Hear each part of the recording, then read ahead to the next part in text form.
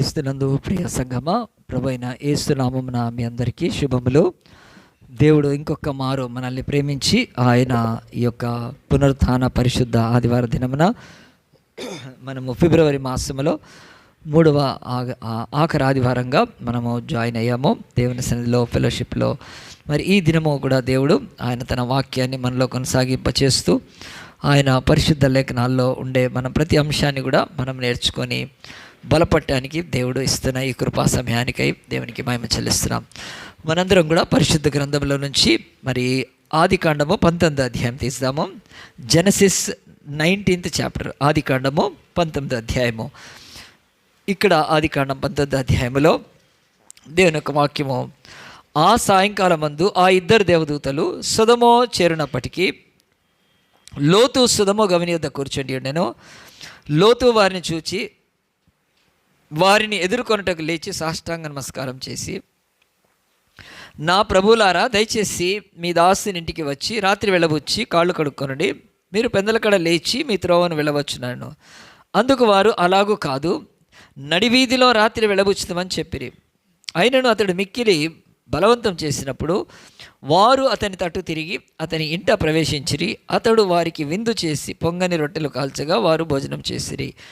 ఈ యొక్క బైబిల్లోని ఒక చిన్న భాగము, ఓల్డ్ టెస్టిమెంట్లో ఆదికాండంలోనే ఫస్ట్ బుక్లోనే 19th చాప్టర్లో దేవుడు ఈ యొక్క భాగాన్ని మన ముందు ఉంచి ఈరోజు దీని నుంచి ఒక పాఠము, దీని నుంచి మన జీవితాల్లో ఒక మంచి ఆత్మీయమైన స్థితిలోకి మనము ఇంకా ముందుకు సాగటానికి దేవుడు ఇచ్చిన ఈ వాక్య భాగంలో స్పష్టంగా అర్థమవుతుంది. ఎవరో ఒక ఆయన కూర్చున్నాడు. ఎక్కడ కూర్చున్నాడు? ఆయన పేరు రాశాడు. ఆయన పేరు లోతు అని. ఆయన కూర్చున్నది ఒక సొదొమ గొమొర్రా అనే ఒక పట్టణంలోని ఒక గవిని వద్ద కూర్చున్నాడు. మన దగ్గర చబుత్రా అంటారు, టప్పా చబుత్రా అని, లేకపోతే వాళ్ళంతా కూర్చొని పంచాయతీ చేసి అలాగని ఒక గవిని దగ్గర పెద్దలు కూర్చున్నారు. అక్కడికి ఒక ఇద్దరు వచ్చారని బైబిల్ అయితే వాళ్ళని దేవదూతలు అని రాసి పెట్టింది పరిశుద్ధ గ్రంథం. కానీ వాళ్ళు దేవతలకు మించి అని తర్వాత తెలుస్తుంది. వాళ్ళు మనుషులుగా ఉన్నారు, దేవుని దూతలుగా. మరి వాళ్ళు ఎట్లుంటారో మనుషులు వివరించినప్పటికీ కూడా చాలామంది చెప్పలేరు. కానీ వీళ్ళు మనుష్య రూపంలోనే ఉన్నారు, రక్త మాంసాలు ధరించుకున్నట్టుగానే. వాళ్ళను చూచి ఈ లోతు అనే ఈ యొక్క ఊరిలో ఒక గొప్పవాడుగా ఉండి అతను వాళ్ళను మరి ఆహ్వానిస్తున్నాడు. ఎందుకు? మా ఇంటికి రమ్మని ఆహ్వానిస్తున్నాడు. మరి ఇంటికి రమ్మని ఆహ్వానించినప్పుడు వాళ్ళు ఏం చేశారు?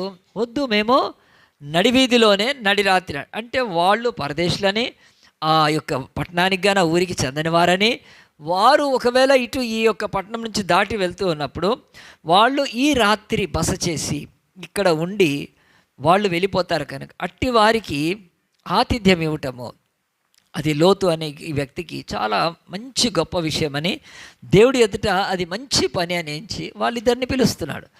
వాళ్ళు తొందరపడి సరే మీ ఇంటికి వస్తామనట్లేదు. వద్దు, మేము రాత్రి ఈ వీధిలోనే పండుకుంటామని అంటున్నారు. మరి అలాంటప్పుడు ఆయన ఇంకా బలవంతం చేసినప్పుడు లోతు మరి బలవంతంతో వాళ్ళు వెళ్ళారని, వెళ్ళినాక కూడా ఆయన వాళ్ళకు మంచి భోజనం చేశాడని చెప్తుంటే ఈ చిన్న భాగం ఏం చెప్తుందండి మనకు? నిజంగా ఆలోచించాలి. బైబిల్లో లోతు అనే ఆయన గురించి పెద్ద ఏమీ లేదండి. లోతు అనే వ్యక్తి ఈ యొక్క బైబిల్లో పెద్ద క్యారెక్టర్గా బైబిల్ ఏం చూపించదు. కానీ లోతు జీవితంలో ఒకటి తీసుకుని ఈరోజు కూడా సంఘంతో మాట్లాడుతున్నారు. అదేమిటంటే, లోతు పరదేశులను, వేరే యొక్క దేశం నుంచి వచ్చిన వారిని ప్రేమించి వారికి ఆతిథ్యం ఇస్తున్నాడు. సో బైబిలు దేవుని బిడ్డలు ఆతిథ్యము చేయ మరవద్దు అని మరి హెబ్రీ పత్రికలో దేవుడు చెప్పాడు కదా. ఆ ఆతిథ్యం ఇవ్వటము పరదేశులకు లోతులో ఎంత మంచిగా కనిపిస్తుందని. ఈరోజు చాలామంది ఆతిథ్యం ఇచ్చటంలో, వేరే వాళ్ళని స్వీకరించడంలో, చేర్చుకోవడంలో, వాళ్లకు కొంతైనా సహాయం చేయడంలో ఎంత వెనకబడిపోయినారు, ఎంత స్వార్థంతో నిండిపోయిన ఈ లోకములో ఇప్పటికీ బైబిల్ మాట్లాడుతుంది. లోతు మంచి ఆతిథ్యం ఇచ్చేవాడుగా ఉన్నాడు. కనుక మనందరి జీవితాలలో దేవుడి బిడ్డలుగా పరదేశులకు ఆతిథ్యం ఇచ్చే స్థితిలో ఉండాల్సింది. మనం కనీసం తెలిసిన వాళ్ళకన్నా ఆతిథ్యం ఇస్తున్నామా? ఒక్కసారి గలతీలకు రాసిన పత్రిక తీయండి. గలతీలకు రాసిన పత్రికలో 6వ అధ్యాయంలో దేవుడి యొక్క వాక్యం చెప్తుంది. పౌలు మరి చెప్తున్నాడు, ఏమని చెప్తున్నాడంటే, ఈ భూమి మీద మీరు మేలు చేయటం మరవద్దు. 6:9 ఇలాగుంటుంది చూడండి. మనము మేలు చేయటి యందు విసుకక యుందుము. గలతియన్స్ 6:9. గలతీ 6:9 మనము మేలు చేయటి యందు విసుకక యుందుము. మనము అలయక మేలు చేసితిమేని, తగిన కాలమందు పంట కోతుమో. మంచి మాట కనుక మనము పంట కోస్తామని మనం మేలు చేయటం మానకూడదని చెప్పి దాన్ని ఇంకా ముంచి ఒక అడుగు ముందుకు వేసి 10వ వచనం అంటాడు, కాబట్టి మనకు సమయము దొరికిన కలది అందరి ఎడలను విశేషముగా విశ్వాస గృహం చేరిన వారికి మనం ఏం చేయాలంట, మేలు చేయదము అని చెప్తున్నాడు. సో ఈ యొక్క బైబిల్లో కొత్త నిబంధనలో ఇక్కడ రాసిపెట్టిన గలతీల పత్రికలు రాసిన వాక్యం, ఒకప్పుడు లోతు నీతిమంతుడని, లోతు మంచివాడని, లోతు తన దేశానికి అంటే ఆ ప్రాంతానికి వచ్చిన పరదేశులను ప్రేమించి వారికి ఆతిథ్యం ఇచ్చాడని లోతులో ఒక మంచి సుగుణాన్ని చూపిస్తున్నప్పుడు ఈరోజు క్రిస్టియన్స్ ఎంతమంది ఉన్నారని, ఎవరికైనా ఆతిథ్యం ఇచ్చే వాళ్ళు ఉన్నారా కదా. ఇంటికి వెళ్తే కనీసం నీళ్లు తాగమని అడిగే వాళ్ళు కూడా లేని ఒక స్థితిలోకి, ఒక స్వార్థంలోకి, నాకేం అవసరం లేని పడిపోతున్న ఈ దినాలలో లోతు ఎంత మంచి ఆతిథ్యం ఇచ్చాడో జ్ఞాపకం పెట్టుకోండి. దేవుడు ఇప్పటికీ మనలో మాట్లాడుతున్నాడు. కానీ కొత్త నిబంధనలో ఉన్న 1050 ఆజ్ఞల్లో ఆతిథ్యము చేయటం ఆతిథ్యము చేయండి అని బైబిల్ చెప్తుంది. కనుక అలాంటి మంచి మాట మనం తీసుకుంటే అసలు ఈ స్టోరీలో ఏముంది, ఇక్కడ వాళ్ళు ఇంటికి వెళ్ళారు. వాళ్ళు ఇంటికి వెళ్ళి వాళ్ళు ఆ యొక్క భోజనం చేసిన తర్వాత రాత్రి ఆ ఇంటికి దగ్గర ఒక గుంపు కూడుకున్నారని బైబిల్ చెప్తుంది. ఎలాంటి గుంపు? చాలామంది ఆ ఊర్లో వాళ్ళందరూ వచ్చారు. ఎందుకు వచ్చారు అక్కడికి? ఈ ఇంటిలోకి ఎవరో కొత్త వాళ్ళు వచ్చారు, పరదేశులు ఇద్దరు. వాళ్ళు ఎవరో తెలుసుకుందామని అని బైబిల్ అయితే చెప్పట్లేదండి. వాళ్ళు ఎవరో తెలుసుకుందామని వస్తే చాలా బాగుండేదండి. తెలుసుకోవటానికి ఇంతమంది రావటానికి కారణం ఏంటి? ఎవరైనా పరదేశులు ఈ యొక్క పట్టణంలోకి వచ్చి వారి పట్టణానికి ఒక కీడును తలపెట్టి, అపాయాన్ని తలపెట్టి ఇంకేదైనా చేస్తారా? వారిని ఇతను చేర్చుకుంటున్నాడా? ఇక్కడ ఏదన్నా ఒక చేయటానికి సిద్ధపడుతున్నారా అని ఒక అనుమానంతో ఒకవేళ వాళ్ళ ఇంటి దగ్గరకు వస్తే చాలా బాగుండేదండి. ఈరోజు మీరు ఆలోచించండి, అసలు మన భారతదేశంలో పక్కనున్న బంగ్లాదేశ్ వాళ్ళు మరి వెస్ట్ బెంగాల్లోకి వస్తూ ఉన్నారు కదండి. అంటే మన మమతా బెనర్జీ వెళ్తుంది కదా, ఆ యొక్క రాష్ట్రంలోకి వస్తున్నప్పుడు అది తీవ్రమైపోయిందండి ఆ సమస్య. ఎంత అయిపోయిందంటే ఈరోజు మోడీకి, మన ప్రధానమంత్రి గారికి, లేకపోతే ఆ యొక్క వెస్ట్ బెంగాల్ సీఎం మమతా బెనర్జీకి దీని విషయంలో చాలా పెద్ద ఇండియాలో ఇంటెలిజెన్స్ విషయం. ఎందుకంటే బంగ్లాదేశ్ నుంచి చాలామంది రోహింగ్యాలు మన దేశంలో ప్రవేశించారు. వాళ్ళు ఇక్కడ దేశ పౌరులు కాదు, సో వాళ్ళకి ఎలాంటి హక్కులు ఉండవు. కానీ వాళ్ళు ఇక్కడ ఏదైనా ఈ దేశానికి ముప్పు, దేశ భద్రతకు ముప్పు అని చెప్పి ఆలోచన చేసి ఈరోజు పోలీసు కూడా ఇచ్చేస్తారు. చివరికి మన హైదరాబాదులో కూడా ఓల్డ్ సిటీలో ఈ రోహింగ్యాలు వచ్చేసారని ఉన్నారని ఒక పెద్ద ఇచ్చేసి ఎంతోమంది దొరికారని. వాళ్ళకి ఆధార్ కార్డు లేదు, ఏం లేదు. అయితే వాళ్ళని ఎట్లా గుర్తించడం కష్టము. ఇప్పుడు ఏ అమెరికన్ వచ్చాడు అనుకోండి, ఏ యూరోపియన్ వస్తే వాళ్ళు తెల్లగా ఉంటారు, ఊరికైనా గుర్తుపట్టచ్చు. ఆఫ్రికా నుంచి వచ్చారనుకోండి, నల్లగా ఉంటారు, ఈజీ గుర్తుపట్టచ్చు. కానీ వీళ్ళు బంగ్లాదేశ్ వాళ్ళు మనలాగానే ఉంటారు. అంటే వాళ్ళు బ్రౌన్ రేసే కదా, తెలియదు, మనుషుల్లో కలిసిపోయి తిరుగుతున్నారు. సో ఇలాంటి ఒక ప్రమాదము దేశాలకు ఉంటుంది కనుక వేరే వాళ్ళు మైగ్రెంట్స్ వచ్చి ప్రవేశించినప్పుడు కనుక అట్టి పరిస్థితుల్లో మరి ఈరోజు మన తెలంగాణ కూడా సెర్చ్ చేస్తుంది ఎవరున్నారు అట్లాంటి వాళ్ళని, కొన్ని ఏరియాస్లో డౌట్ ఉంటే. మరి అలాగున లోతు ఉన్న సొదొమ గొమొర్రాలకి ఒక ఇద్దరు వస్తే వాళ్ళు ఎవరు, ఎందుకు వచ్చారు, ఈ పట్టణానికి ఏదైనా కీడు గురించి వచ్చారా, ఇంకేదైనా చేయడానికి వచ్చారా, అలాగున వాకప్ చేయటానికి అడగటానికి ఒకవేళ లోతు ఇంటికి వచ్చి ఉంటే మంచిగా ఉండేదండి కదండి. వాళ్ళు ఎవరు అండి? పరదేశులు, వ్యాపారానికి రావచ్చు, ప్రయాణికులుగా రావచ్చు, పిలిగ్రిమ్స్గా రావచ్చు, టూరిస్టులుగా రావచ్చు, బంధువులు ఉంటే ఆ పట్టణానికి రావచ్చు, ఇవన్నీ తీసుకోవచ్చు. కానీ ఒక్కసారి ఆలోచించండి, వీళ్ళు ఈ యొక్క బైబిల్లో చెప్తున్నట్టుగా అలాగనెవ్వరు కాదండి. వాళ్ళు ఎవరో తెలుసా అండి? వాళ్ళు ఆ ఇంటి దగ్గరకు వచ్చి వాళ్ళు ఒక డిమాండ్ చేస్తున్నారు, నీ ఇంటికి వచ్చిన ఇద్దరు మనుషుల్ని బయటికి పిలువు, మేము వాళ్ళతో పాపం చేస్తాము. పురుషులతో పాపం చేయడం కనుక సొదొమ పాపం అనే దీనికి పేరు కనుక ఈరోజు రకరకాల గేస్ అనే ఎన్నో పేర్లు వచ్చినప్పటికీ, సో ఆ యొక్క సొదొమ పాపము ఆ యొక్క పట్టణాల్లో ఉంది కనుక ఆ రోజు బైబిల్ చెప్తుంది ఎంత దుర్మార్గంగా పిల్లలతో పాటు వచ్చి ఆ ఇంటి మీద దాడి చేసి ఆ ఇద్దరు పురుషులతో మేము పాపం చేస్తాము అని చెప్పి లోతును దౌర్జన్యం చేసి అడుగుతున్నప్పుడు లోతు ఏం చేశాడండి కదండి. లోతు ఆయన దేవుని యొక్క సన్నిధిలో ఆయన ఒక మాట చెప్తున్నాడు. దేవుని యొక్క వాక్యము ఏం చెప్తుందంటే, ఇదిగో ఈ యొక్క 8వ అయితే నీ వెంట వచ్చి ఒక స్త్రీ, దేవుని యొక్క వాక్యంలో 19వ అధ్యాయం అండి, ఒక్క నిమిషం. దేవుడి యొక్క వాక్యము 19th చాప్టర్లో లోతును పిలిచి అడిగినప్పుడు, ఈ రాత్రి నీ యుద్ధకు వచ్చిన మనిషి ఎక్కడా? మేము వారిని కూడినట్లు మా యుద్ధకు వారిని వెలుపలకి తీసుకొని రమ్మని అన్నప్పుడు లోతు వెలుపల ద్వారమునొద్దరున్న వారి దగ్గరికి వెళ్ళి తన వెనుక తలుపు వేసి అతను బయటకు వచ్చేసాడు. గొడవ జరుగుతుంటే ముందుకొచ్చి అంటున్నాడు, అల్లారా ఇంత పాతకంప కట్టుకోండి అని చెప్పి అతను మరి ఆ యొక్క భయాన్ని కావచ్చు, లేకపోతే సరైన డెసిషన్ తీసుకోకుండా మరి ఆందోళనలో, ఒక ఫ్రస్ట్రేషన్లో, లేకపోతే ఒక ప్యానిక్లో, అయ్యా మీరు ఆ పాపం చేయొద్దు, వాళ్ళు అతిథులు కనుక, వారు నా ఇంటికి వచ్చారు కనుక, నా బాధ్యత కనుక, నేను వారిని ఎట్లయినా కాపాడాలి కనుక మీరు ఆ పని చేయొద్దు అని చెప్పి ఎంత అవివేకముతో తన ఇద్దరు కుమార్తెలు ఉన్నారు వాళ్ళని తీసుకెళ్ళమంటున్నాడండి. ఎంత భయంకరం కదా. సో లోతు బ్రతుకులో ఇది ఒక భయంకరమైన దినము. ఆ దినం ఆయన అక్కడ ఉండాల్సి వచ్చింది. అలాంటి పరిస్థితుల్లో మరి దేవుడు ఒక వాక్యం చెప్తుంది. ఈ పట్టణం స్థితి ఏమిటి అంటే, ఈ పట్టణము పాపముతో నిండిన, దుర్మార్గతతో నిండిన ఆ యొక్క పట్టణం ఎంత భయంకరంగా తయారైందంటే, వాళ్లకు దేవుడి భయం లేదు, అధికారుల భయం లేదు, మనుష్యుల భయం లేదు. వాళ్ళు విచ్చలవిడితో ఆ ఇంటి మీద పడి ఆ ఇంట్లో వాళ్ళని పిలిచి బలాత్కారం చేయాలని, రేప్ చేయాలని మగవాళ్ళను, అలాగున వాళ్ళు పురుషుల్లాగా కనిపిస్తున్నారు కనుక దేవుని దూతలు అలాగున్నప్పుడు పాపము లోతు ఎంత అడ్డుకుంటున్నాడండి. నేను ఇందాక చెప్పాను, లోతు ఆతిథ్యం చేయడం ఎంత మంచిగా ఉందో, ఆతిథ్యము కాకుండా మరి అతను ప్రాణాన్ని పెట్టి వాళ్ళని కాపాడటానికి కూడా ఇష్టపడుతున్నాడంటే లోతులో ఉన్న క్వాలిటీస్ చెప్తున్నాయి. ఎందుకంటే లోతు విషయం మనకు బైబిల్లో చాలా తక్కువ ఉన్నా, అతనికి వ్యతిరేకంగా ఉన్నా, కానీ లోతు మాత్రము అతను నశించిపోయినట్టయితే బైబిల్ చెప్పట్లేదు. మంచి నీతిమంతుడు అని కొత్త నిబంధన అతని గురించి. అలాంటి నీతిమంతుడు లోతు జీవితంలో ఎంత మంచి వాళ్ళని కాపాడాలనే ఒక బాధ్యత తీసుకొని తెలియక అలాగున మాట్లాడుతున్నప్పుడు ఇక వాళ్ళు అక్కడున్న వాళ్ళు ఏమన్నారండి బైబిల్లో స్పష్టంగా, ఏరా నువ్వు ఈ ఊరికి పెద్దలాగా, ఎవడో పరదేశివి ఇక్కడికి వచ్చి నీవు ఊరి పెద్దగా ఉండి మాకేదో నేర్పిస్తావా, జరుగు నువ్వు అడ్డమని చెప్పి ఆ ద్వారం మీద పడి అది తెరుచుకొని వాళ్ళను బయటికి తీసుకోవాలనుకొని దుమ్మిగా పడుతున్నప్పుడు బైబిల్ అయితే చెప్తున్నారు, దేవుడు ఇవన్నీ చూస్తున్నాడా లేదా? ఎప్పటి నుంచో చూస్తున్నాడు. మరి ఇప్పుడు దేవుడికి కళ్ళు పోయినాయా? ఏం పోలేదండి కదా.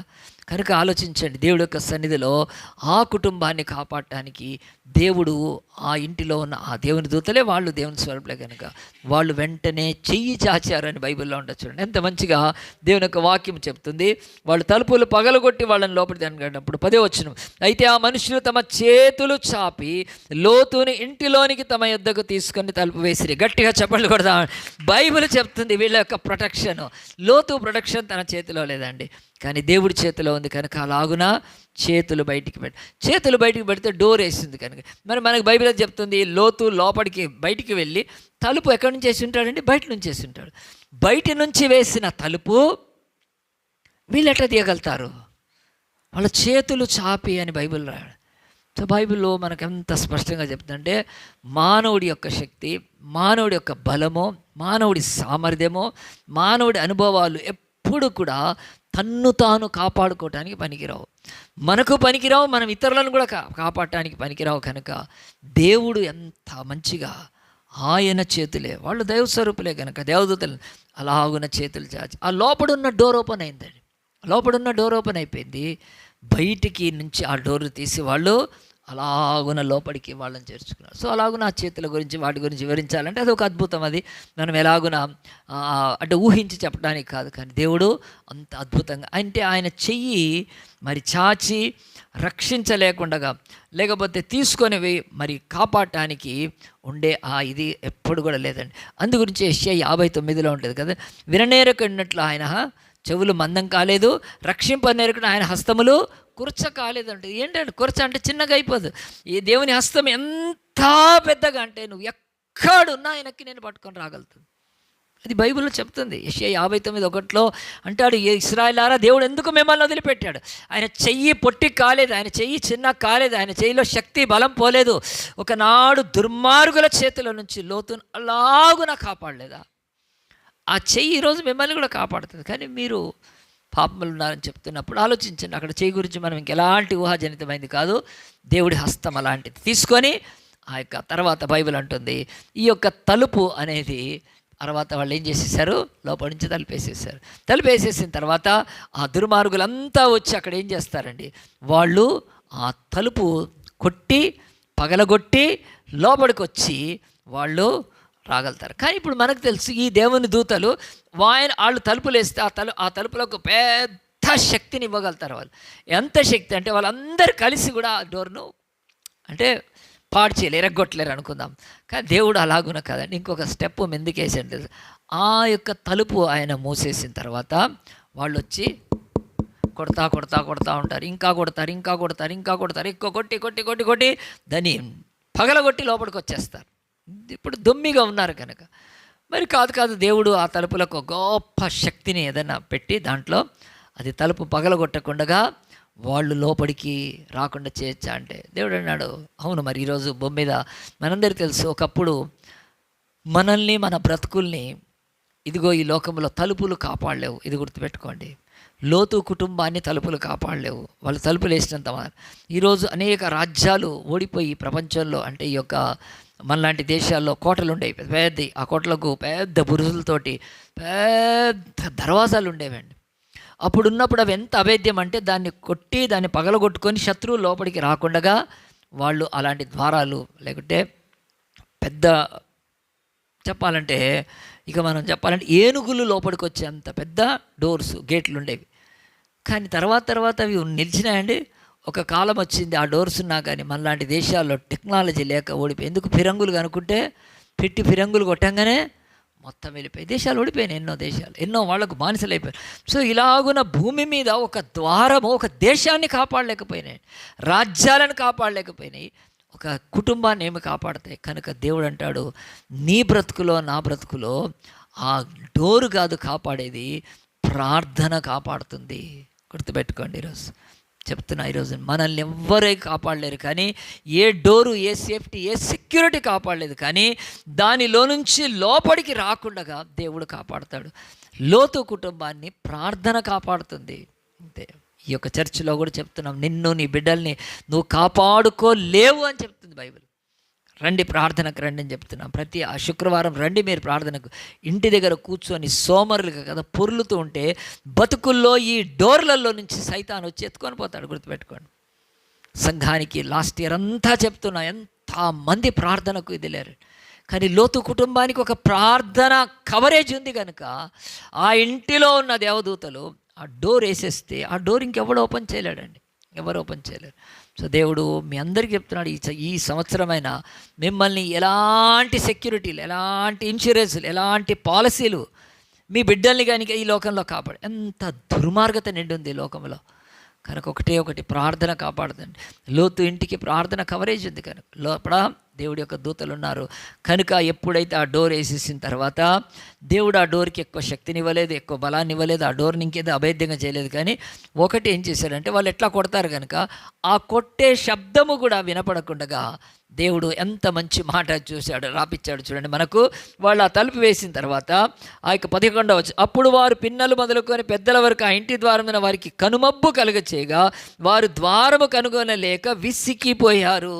ఎంత గొప్ప దేవుడు! చూడండి, ద్వారం కొడుతూ ఉంటే శబ్దం వస్తుంది, కానీ అసలు ఆ ద్వారం కనపడకుండా చేసేస్తాడు, అలా కనుమబ్బు కలుగజేసేస్తాడు. ఇక ఎట్టి పరిస్థితుల్లో వాళ్ళు ఆ ద్వారాన్ని కనుక్కోలేక ఏం చేస్తున్నారు, మబ్బుతో అక్కడ తిరుగుతున్నారు. అంటే దేవుడు అంటున్నాడు మనల్ని కాపాడటానికి ఇష్టపడ్డప్పుడు దేవుడు ఆ ద్వారం దగ్గర వాళ్ళు కొడతారు, పగలగొడతారు, అసలు ద్వారమే కనుక్కోలేరు. ఫినిష్. అంతే. ఇది దేవుడి యొక్క సన్నిధిలో ఒకవైపు. ఇంకోవైపు ఈ ద్వారం ఏంటో తెలుసా అండి? ఇదే బైబిల్ చెప్తుంది. యేసు అన్నాడు నేను గొర్రెలు పో ద్వారంలో నేనే. సో ఈ డోరు దేవుడు మూసేస్తే ఇంకెవ్వడు తెరవలేడండి. ఆయన స్పష్టంగా ప్రకటన గ్రంథంలో చెప్తున్నాడు, నేను ముయ్యగా ఎవడునూ తీయలేడు, నేను తీయగా ఎవడు నీ ఎదుట ఇదిగో తలుపు తెరిచే ఉన్నది అని చెప్పి దేవుడి బైబిల్లో ప్రకటన గ్రంథంలో ఎఫెసస్ ఉన్న పెరుగంతో ఇతర సార్దేశుల లవదేక సంఘాలతో అన్నాడు, సంఘమా లేకపోతే ప్రజలారా నేను ఇంకా తలుపు దీన్ని మూసేస్తే ఇంకెవ్వడు కూడా తెలియలేడు. గుర్తుపెట్టుకోండి ప్రియ దేవుని బిడ్డలారా, ఇక్కడ తలుపు గురించి వచ్చింది కనుక ఈరోజు మనం వినాలి కనుక చెప్తున్నా. ఈరోజు దేవుడు ఎంతోమంది బ్రతుకుల్లో తలుపు వేసేస్తున్నాడండి. ఈరోజు అలాంటి వాళ్ళ బ్రతుకుల్లో తలుపుకి వాళ్ళు సువార్త వినలేరు, వాళ్ళు దేవుడి రాజ్యంలోకి రాలేరు. ఆ దేవుడు ఆ డోర్ వేసేసిన తర్వాత ఇక లేదు. దేవుడు ఈరోజు ఇంకా చర్చ్ డోర్ ఓపెనే ఉంటుంది కనుక, సువార్త ద్వారం ఓపెనే ఉంటుంది కనుక ఎవరైనా రావచ్చు, దప్పికొన్నవాడిని ఇచ్చే జీవజల ఊటకు రమ్ము, ఉచితంగా పుచ్చుకోమని చెప్తుంటే, ఇంకా బొమ్మలను, విగ్రహాలను, పశువులను పూజిస్తుంటే దేవుడు ఒక్కసారి డోర్ క్లోజ్ చేస్తే తెలియదండి. ఏ దేశానికి, ఏ కుటుంబానికి క్లోజ్ అయిపోద్దో తెలీదు సువార్త ద్వారము. ఎవ్వడు కూడా లోపలికి రాలేడు. ఇంకా దేవుని బిడ్డలారా, మనం ఎంత భయపడాలి. ఎప్పుడు ఈ స్వార్థ ద్వారాలు దేవుడి కాలంలో మూసపడతాయో ఇక లోపలికి ఎవ్వరూ రాలేరు. కనుక దేవుడు అంటున్నాడు, రాలేరే కాదు, వాళ్ళు మబ్బుతో కనుక్కోలేకపోతున్నారు. వాళ్ళు ఎక్కడ జాతరైనా, ఎక్కడ దేవుడున్నా, ఎక్కడ బొమ్మలున్నా పరిగెత్తుతున్నారు. కానీ ఈ ద్వారము కొంతమందికి కనుమబ్బైపోయింది. ఈరోజు స్వార్థ ద్వారం, దానిలోంచి ప్రవేశించి జీవజలము ఊట తాగి ప్రభు రాజ్యాన్ని పొందుకోవటానికి కళ్ళు మబ్బైపోయినాయి. దేవుడు అంటున్నాడు, ఎవరి కుటుంబాల్లోకి ఎవరు నశించిపోతారో తెలియదండి. ఆ డేంజర్ ఉంది, గుర్తుపెట్టుకోండి. బైబిల్ చెప్తుంది, ద్వారము మన బ్రతుకుల్లో మోయబడక మునిపే మనం ప్రవేశించాలి. అది యేసుక్రీస్తులో కనుక, నేనే గొర్రె పువ్వు, ద్వారముని, ఐఎమ్ ద డోర్ అని చెప్పాడు యేసు ప్రభు. ఆయన మూసివేస్తే ఆ డోర్ సువార్తనే. రాజ్యాలు, అనేక కుటుంబాలు, ఈరోజు అనేక ప్రాంతాలు, అనేక ప్రజలకు ఆ డోర్ క్లోజ్ అయిపోయిన ఇంకా వాళ్ళు రక్షణ పొందలేరండి. కనుక అలాంటి ప్రమాదము కాకముందే ఈరోజు మీ ఇంట్లో ఎవరికి డోర్ క్లోజ్ చేశాడో తెలియదు, ఇంకా మీ ఇంట్లో ఎవరి విషయమై ఇంకా డోర్ ఓపెన్ ఉందో తెలియదు. అది క్లోజ్, ఫినిష్, అంతే. ఎటర్నల్ లాస్, నశించిపోతారు. ఇంకా దేవుడు యొక్క లోతును కాపాడటానికి ఆ రోజు డోర్ వేసేయడమే కాదు, ఎప్పుడు కొట్టకుండా మబ్బుతో చేశాడు. కనుక దేవుడు ఈరోజు స్వార్థ ద్వారాన్ని కానీ, రక్షణ ద్వారాన్ని అని ఆయన మూసివేసి కనుమబ్బు కలిగజేస్తే ఇంకెవడు రాలేడు. కనుక ఆ టైం రాకముందే మనం రక్షణ పొందాలి, అనేకులను రక్షణలోకి నడిపించాలి. కనుక ఆ యొక్క లోతు ఇంటి దగ్గర జరిగినాక ఏమైపోయిందండి, ఆ రాత్రి లోపలికి లోతును పిలిచి వాళ్ళు ఒక మాట చెప్పారు. ఏమని చెప్పారంటే, ఇదిగో ఈ పట్టణంలో నీకు తెలిసిన నీ కుమారులు కానీ కుమార్తె ఎవరున్నా పోయి వాళ్ళను నువ్వు తీసుకొని రా, మేము ఈ పట్టణాన్ని నాశనము చేయటానికి వచ్చాము. నీ ఇంటిలో ఆతిథ్యం కాదు, నువ్వు చేసిన మంచి ఆతిథ్యం భోజనం చేయటానికి కాదు, ఈ పట్టణాన్ని సర్వనాశనం చేయటానికి వచ్చాము. ఇంకా కొద్ది గడియలే ఉంది, తర్వాతే నీకు టైం ఇస్తున్నాము, వెళ్ళి ఈ ఊరిలో ఇంకెవరైనా నీ కొడుకులు కానీ కుమార్తెలు కానీ అల్లు ఉంటే పిలుచుకురా. అప్పటికి ఆయన గుండె అదిరిపోతూ లోతు తన బ్రతుకులో ఏం చేయాలో కనుక ఆయన ముందు డోర్ అది క్లోజ్ ఉంది, ఆ డోర్ మబ్బు పెట్టిన, మళ్ళీ అటు వెళ్ళలేదండి. ఇంకో డోర్ ఉంది, వెనక డోర్ ఉంది. కనుక వెనక డోర్ ఎవరికైనా తెలియదా అండి? అందరికీ తెలిసింది బ్యాక్ డోర్ ఎక్కువ. అన్ని ఎదవ పనులన్నీ చేసేది బ్యాక్ డోర్ నుంచే కదండి. బ్యాక్ డోర్ తెలియనోడు ఎవడు లేడు ఈరోజు. అసలు ఫ్రంట్ డోర్ తెలియదు చాలామంది, ఎప్పుడు బ్యాక్ డోరే. కనుక అలాగున లోతు ఆ రోజు బ్యాక్ డోరే వాడుకున్నాడండి.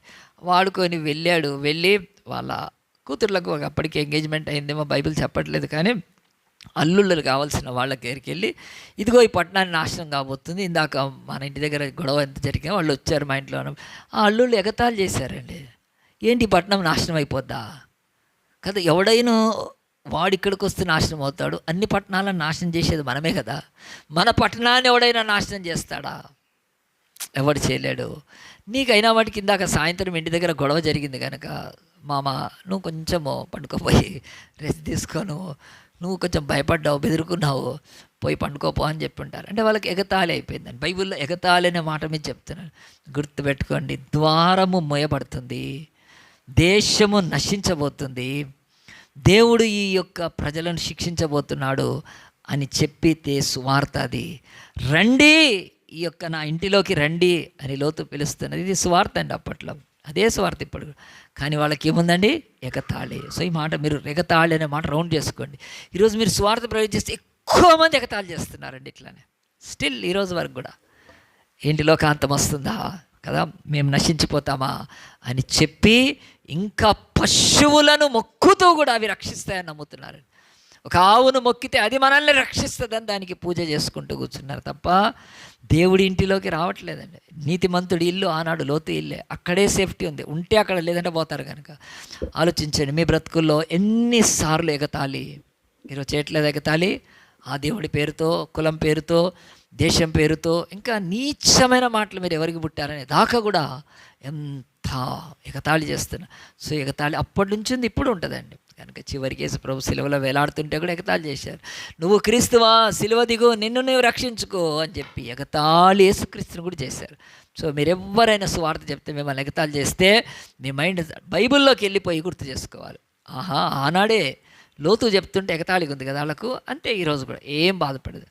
మనం చెప్పాల్సిన బాధ్యత మనది, కృపను స్వీకరించాల్సిన బాధ్యత వాది, రక్షణ ఇచ్చేది దేవుడు కనుక ఏమీ బాధపడదు. మీరు ఎవరైనా స్వార్థ చెప్తే ఎగతాళి చేస్తే అస్సలు మీరు పట్టించుకోవద్దండి. 100% అది భూమి మీద ఉంటుందని దేవుడు చెప్పాడు. కానీ మీరు ఒక్కసారి ఎవరైనా ఎగతాళి చెప్తే తర్వాత స్వార్థ మీరు చెప్పకపోతే మీరు నిజమైన భారం కలిగిన వారు కాదు. ఎంత ఎగతాళి చేస్తారండి. నేను ఇంజనీరింగ్ అవుతున్నప్పుడు నేను బీటెక్ చేశానండి, ఎలక్ట్రానిక్స్ అండ్ టెలికమ్యూనికేషన్ చేశాను. నా స్నేహితులతో 400 మందితో మాది పేరెంట్ బ్యాచ్ ఆర్గ్యూ చేశానండి. ఎంతమంది ఎగతాళి చేశారండి ఆ రోజు. 400 స్టూడెంట్స్తో నేను ఒక్కడే చేశానండి.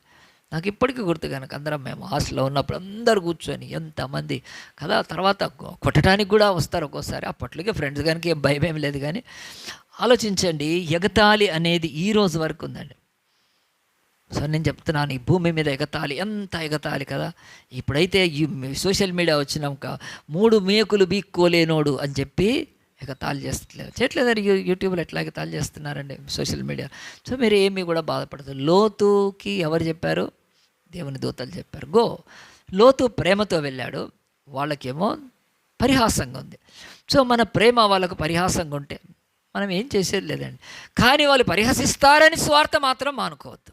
దేవుడు మనల్ని అడుగుతాడు, నీకు ఇచ్చాను కదండి నీ యొక్క మీ కుటుంబీకుల కొరకు, మీ బంధువుల కొరకు, మీ స్నేహితుల కొరకు, మీ శ్రేయభిలాషుల కొరకు, మీ ఇంటి పేరు కలిగిన వాళ్ళకు, మీ ఊరు ఎవరికైనా చెప్పండి అండి సువార్త. మీరు మాత్రం అస్సలు కూడా వాళ్ళు ఎగతాళి చేస్తారా, వాళ్ళు అంగీకరిస్తారా, అది మీ బాధ్యత కాదు. కనుక లోతుని ఎగతాళి చేస్తే ఏమనుకోలేదండి. పిలిచాడు, మరి రాలేదు, వచ్చేసాడు. వచ్చిన తర్వాత బైబిల్ చెప్తుందండి, తెల్లవారుతుంది కొద్దిసేపట్లోనే. ఆ యొక్క తెల్లవారుతున్నప్పుడు బైబిల్ ఆ యొక్క 15వ వచనం చూడండి, ఆ యొక్క 14 ఆఖరిలో ఉంది కదా, అయితే అతడు తన అల్లుళ్ళ దృష్టికి ఎగతాళి చేయవాని వలె ఉండను అని చెప్పి. తెల్లవారినప్పుడు ఆ దూతలు లోతును త్వరపెట్టి, లెమ్మో, ఈ ఊరి దోష శిక్షలో నశించిపోకుండా నీ భార్యని ఇక్కడున్న నీ 2 కుమార్తె తీసుకొని రమ్మని చెప్పిరి. అప్పుడు వాళ్ళు తీసుకొని ఎప్పుడైనా లేచి ఈ మాట కూడా రౌండ్ చేసుకుని, లెమ్ము, ఈ ఊరి దోష శిక్షలో నశించిపోకుండా నువ్వు లేచి బయటికి రావాలి. మనందరం కూడా ఈ లోకము శిక్షింపబడుతుంది. ఉట్టి లోకము కంటే ముందు కూడా ఈ ఊరి దోషం అంటే అలాగున అక్కడక్కడక్కడక్కడక్కడ అనేక చోట్ల ఇలాగున కొంత శిక్ష అక్కడ కలిగే స్థలం ఉంటుంది. దాన్ని మనం వదిలిపెట్టి రావాలండి. ఇక్కడ ఒక సిస్టర్ వచ్చేది, శైలజ అన్నాం. వచ్చినప్పుడు ఒకరోజు రెగ్యులర్గా మన చర్చికి వస్తుంది. ఒకరోజు ఏం చేసిందంటే, పాస్టర్ గారు జాబ్ లేదని చెప్పి చాలా కాలం చెప్పిన తర్వాత జాబ్ వచ్చింది. జాబ్ చేస్తుంది. ఈ యొక్క 30,000 శాలరీ కూడా తర్వాత చేస్తున్నా కానీ నాకు చెప్పింది, నేను ఈ యొక్క జాబ్ వదిలి పారేస్తున్నాను, నేను చేయనని చెప్పింది. ఎందుకు అని అంటే, ఈ జాబ్ వదిలేసేస్తున్నాను, నేను ఇంకో జాబ్ కూడా ఇప్పుడు అప్లై చేయలేను. మళ్ళీ వేరే జాబ్ వచ్చింది, ఆ జాబ్ 60,000 అండి. ఒక్కసారి 60,000 జాబ్ అయినా నేను చెయ్యను పాస్టర్ అని చెప్పింది. ఎందుకమ్మా అంటే చెప్తుంది, నేను ఒక నర్సుని, ఇప్పుడు హాస్పిటల్లో వాళ్ళు ఇచ్చే అంతా స్కామే. కనుక నా చేతులతో నేను అవి రాసి ఆ తర్వాత మోసం చేసి వాళ్ళ దగ్గర నుంచి ఎంతో డబ్బులు తీసుకొని ఆ తర్వాత అది నా బ్రతుకులో నాకు భయం, నేను చేయనని చెప్పినాను. మంచిదమ్మా, నువ్వు ఎంత మంచి మనస్సాక్షితో ఉన్నావు, దేవుడు నీ గవర్నమెంట్ జాబ్ ఇస్తాను, నేను ప్రార్థన చేస్తా అని చెప్పాను. నేను సాక్ష్యం చెప్తున్నాను, ఇక్కడే శైలజ ఇప్పుడు లేదండి, వెళ్ళిపోయింది, ఆమె వేరే ఊరికి వెళ్ళింది. గుర్తుపెట్టుకోండి. నేను ఎందుకంటే తను అప్పుడు పనిచేస్తున్న కాలం కోవిడ్ కంటే ముందు తనకు చాలా రోజులు జాబ్ లేకుండేది. నర్స్ జాబ్ కూడా దొరకలేదు సరిగా. మంచి జాబ్ దొరికింది 30,000 అయినా. కానీ నేను ఆ జాబ్ చేయను అంటే, రిజైన్ చేస్తా అంటే వాళ్ళు ఏమన్నారు, 60,000 ఇస్తాం చెయ్యన్నారు. ఎందుకంటే అప్పుడు ఆ రోజు పిశాచుల్లాగా పీక్కొని కదా పేషెంట్స్ దగ్గర నుంచి ఒక 2 ఇంజక్షన్లు ఇచ్చి ₹1,00,000 వేస్తూ అలాగున మోసం చేస్తున్నప్పుడు, అప్పుడు ఒక ఇంజక్షన్ కూడా అది బ్లాక్లో అమ్మారు కదండి, చాలా ధరకు అమ్మారు. అవన్నీ చూసి ఏం చేసిందంటే, అమ్మో నేను ఆ స్కామ్లోంచి బయటకు వచ్చి, దేవుడు ఇప్పటికీ మాట చెప్తున్నాడు, ఆ ఊరి దోష శిక్షలో నువ్వు ఉండకుండా బయటికి రా అని చెప్తున్నాడు. అవి ఏ కంపెనీస్ అయినా సరే, నీ కంపెనీ నువ్వు పనిచేసే దగ్గర అక్కడ ఫ్రాడ్ చేస్తున్నారు, నీకు తెలియనంత వరకు ఓకే, తెలిసినాక దాంట్లో ఉన్నావా దేవుడు అంటాడు, ఇదిగో ఆ ఊరి దోష శిక్ష ఉంది, నువ్వు దాంట్లో బయటికి రా చెప్తున్నాను. ఈరోజు ఎన్నో కంపెనీలు స్కాములు చేస్తాయి. నాకు కూడా తెలిసిన ఒక ఎవరు నువ్వు స్కామ్ నువ్వు ఫస్ట్ వదిలేమని చెప్పాను, జాబ్ ఉండొద్దు, త్వరగా బయటకు వచ్చేసే దాంట్లోంచి.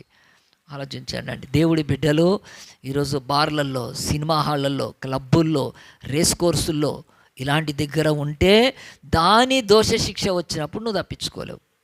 అవి దేవుడి బిడ్డలు చేయాల్సిన పని కాదు, అస్సలు కాదు, అవసరం లేదు కలాగున. కనుక ఈరోజు అది సినీ ఫీల్డ్ కావచ్చు, లేకపోతే సినిమా ఆ యొక్క సీరియల్ కావచ్చు, బార్లు కావచ్చు, క్లబ్బులు కావచ్చు, రేస్ కోర్సులు కావచ్చు, జూదశాలలు కావచ్చు, అసలు అక్కడ దేవుడి బిడ్డ పనే చేయకూడదు. దాని శిక్షలో నుంచి బయటికి రా లోతు అని పిలుస్తున్నాడు. ఈ రోజు వరకు చెప్తాను నేను. శైలజాన చాలా ఏళ్ళు అయిపోయింది, అమ్మాయి వెళ్ళిపోయి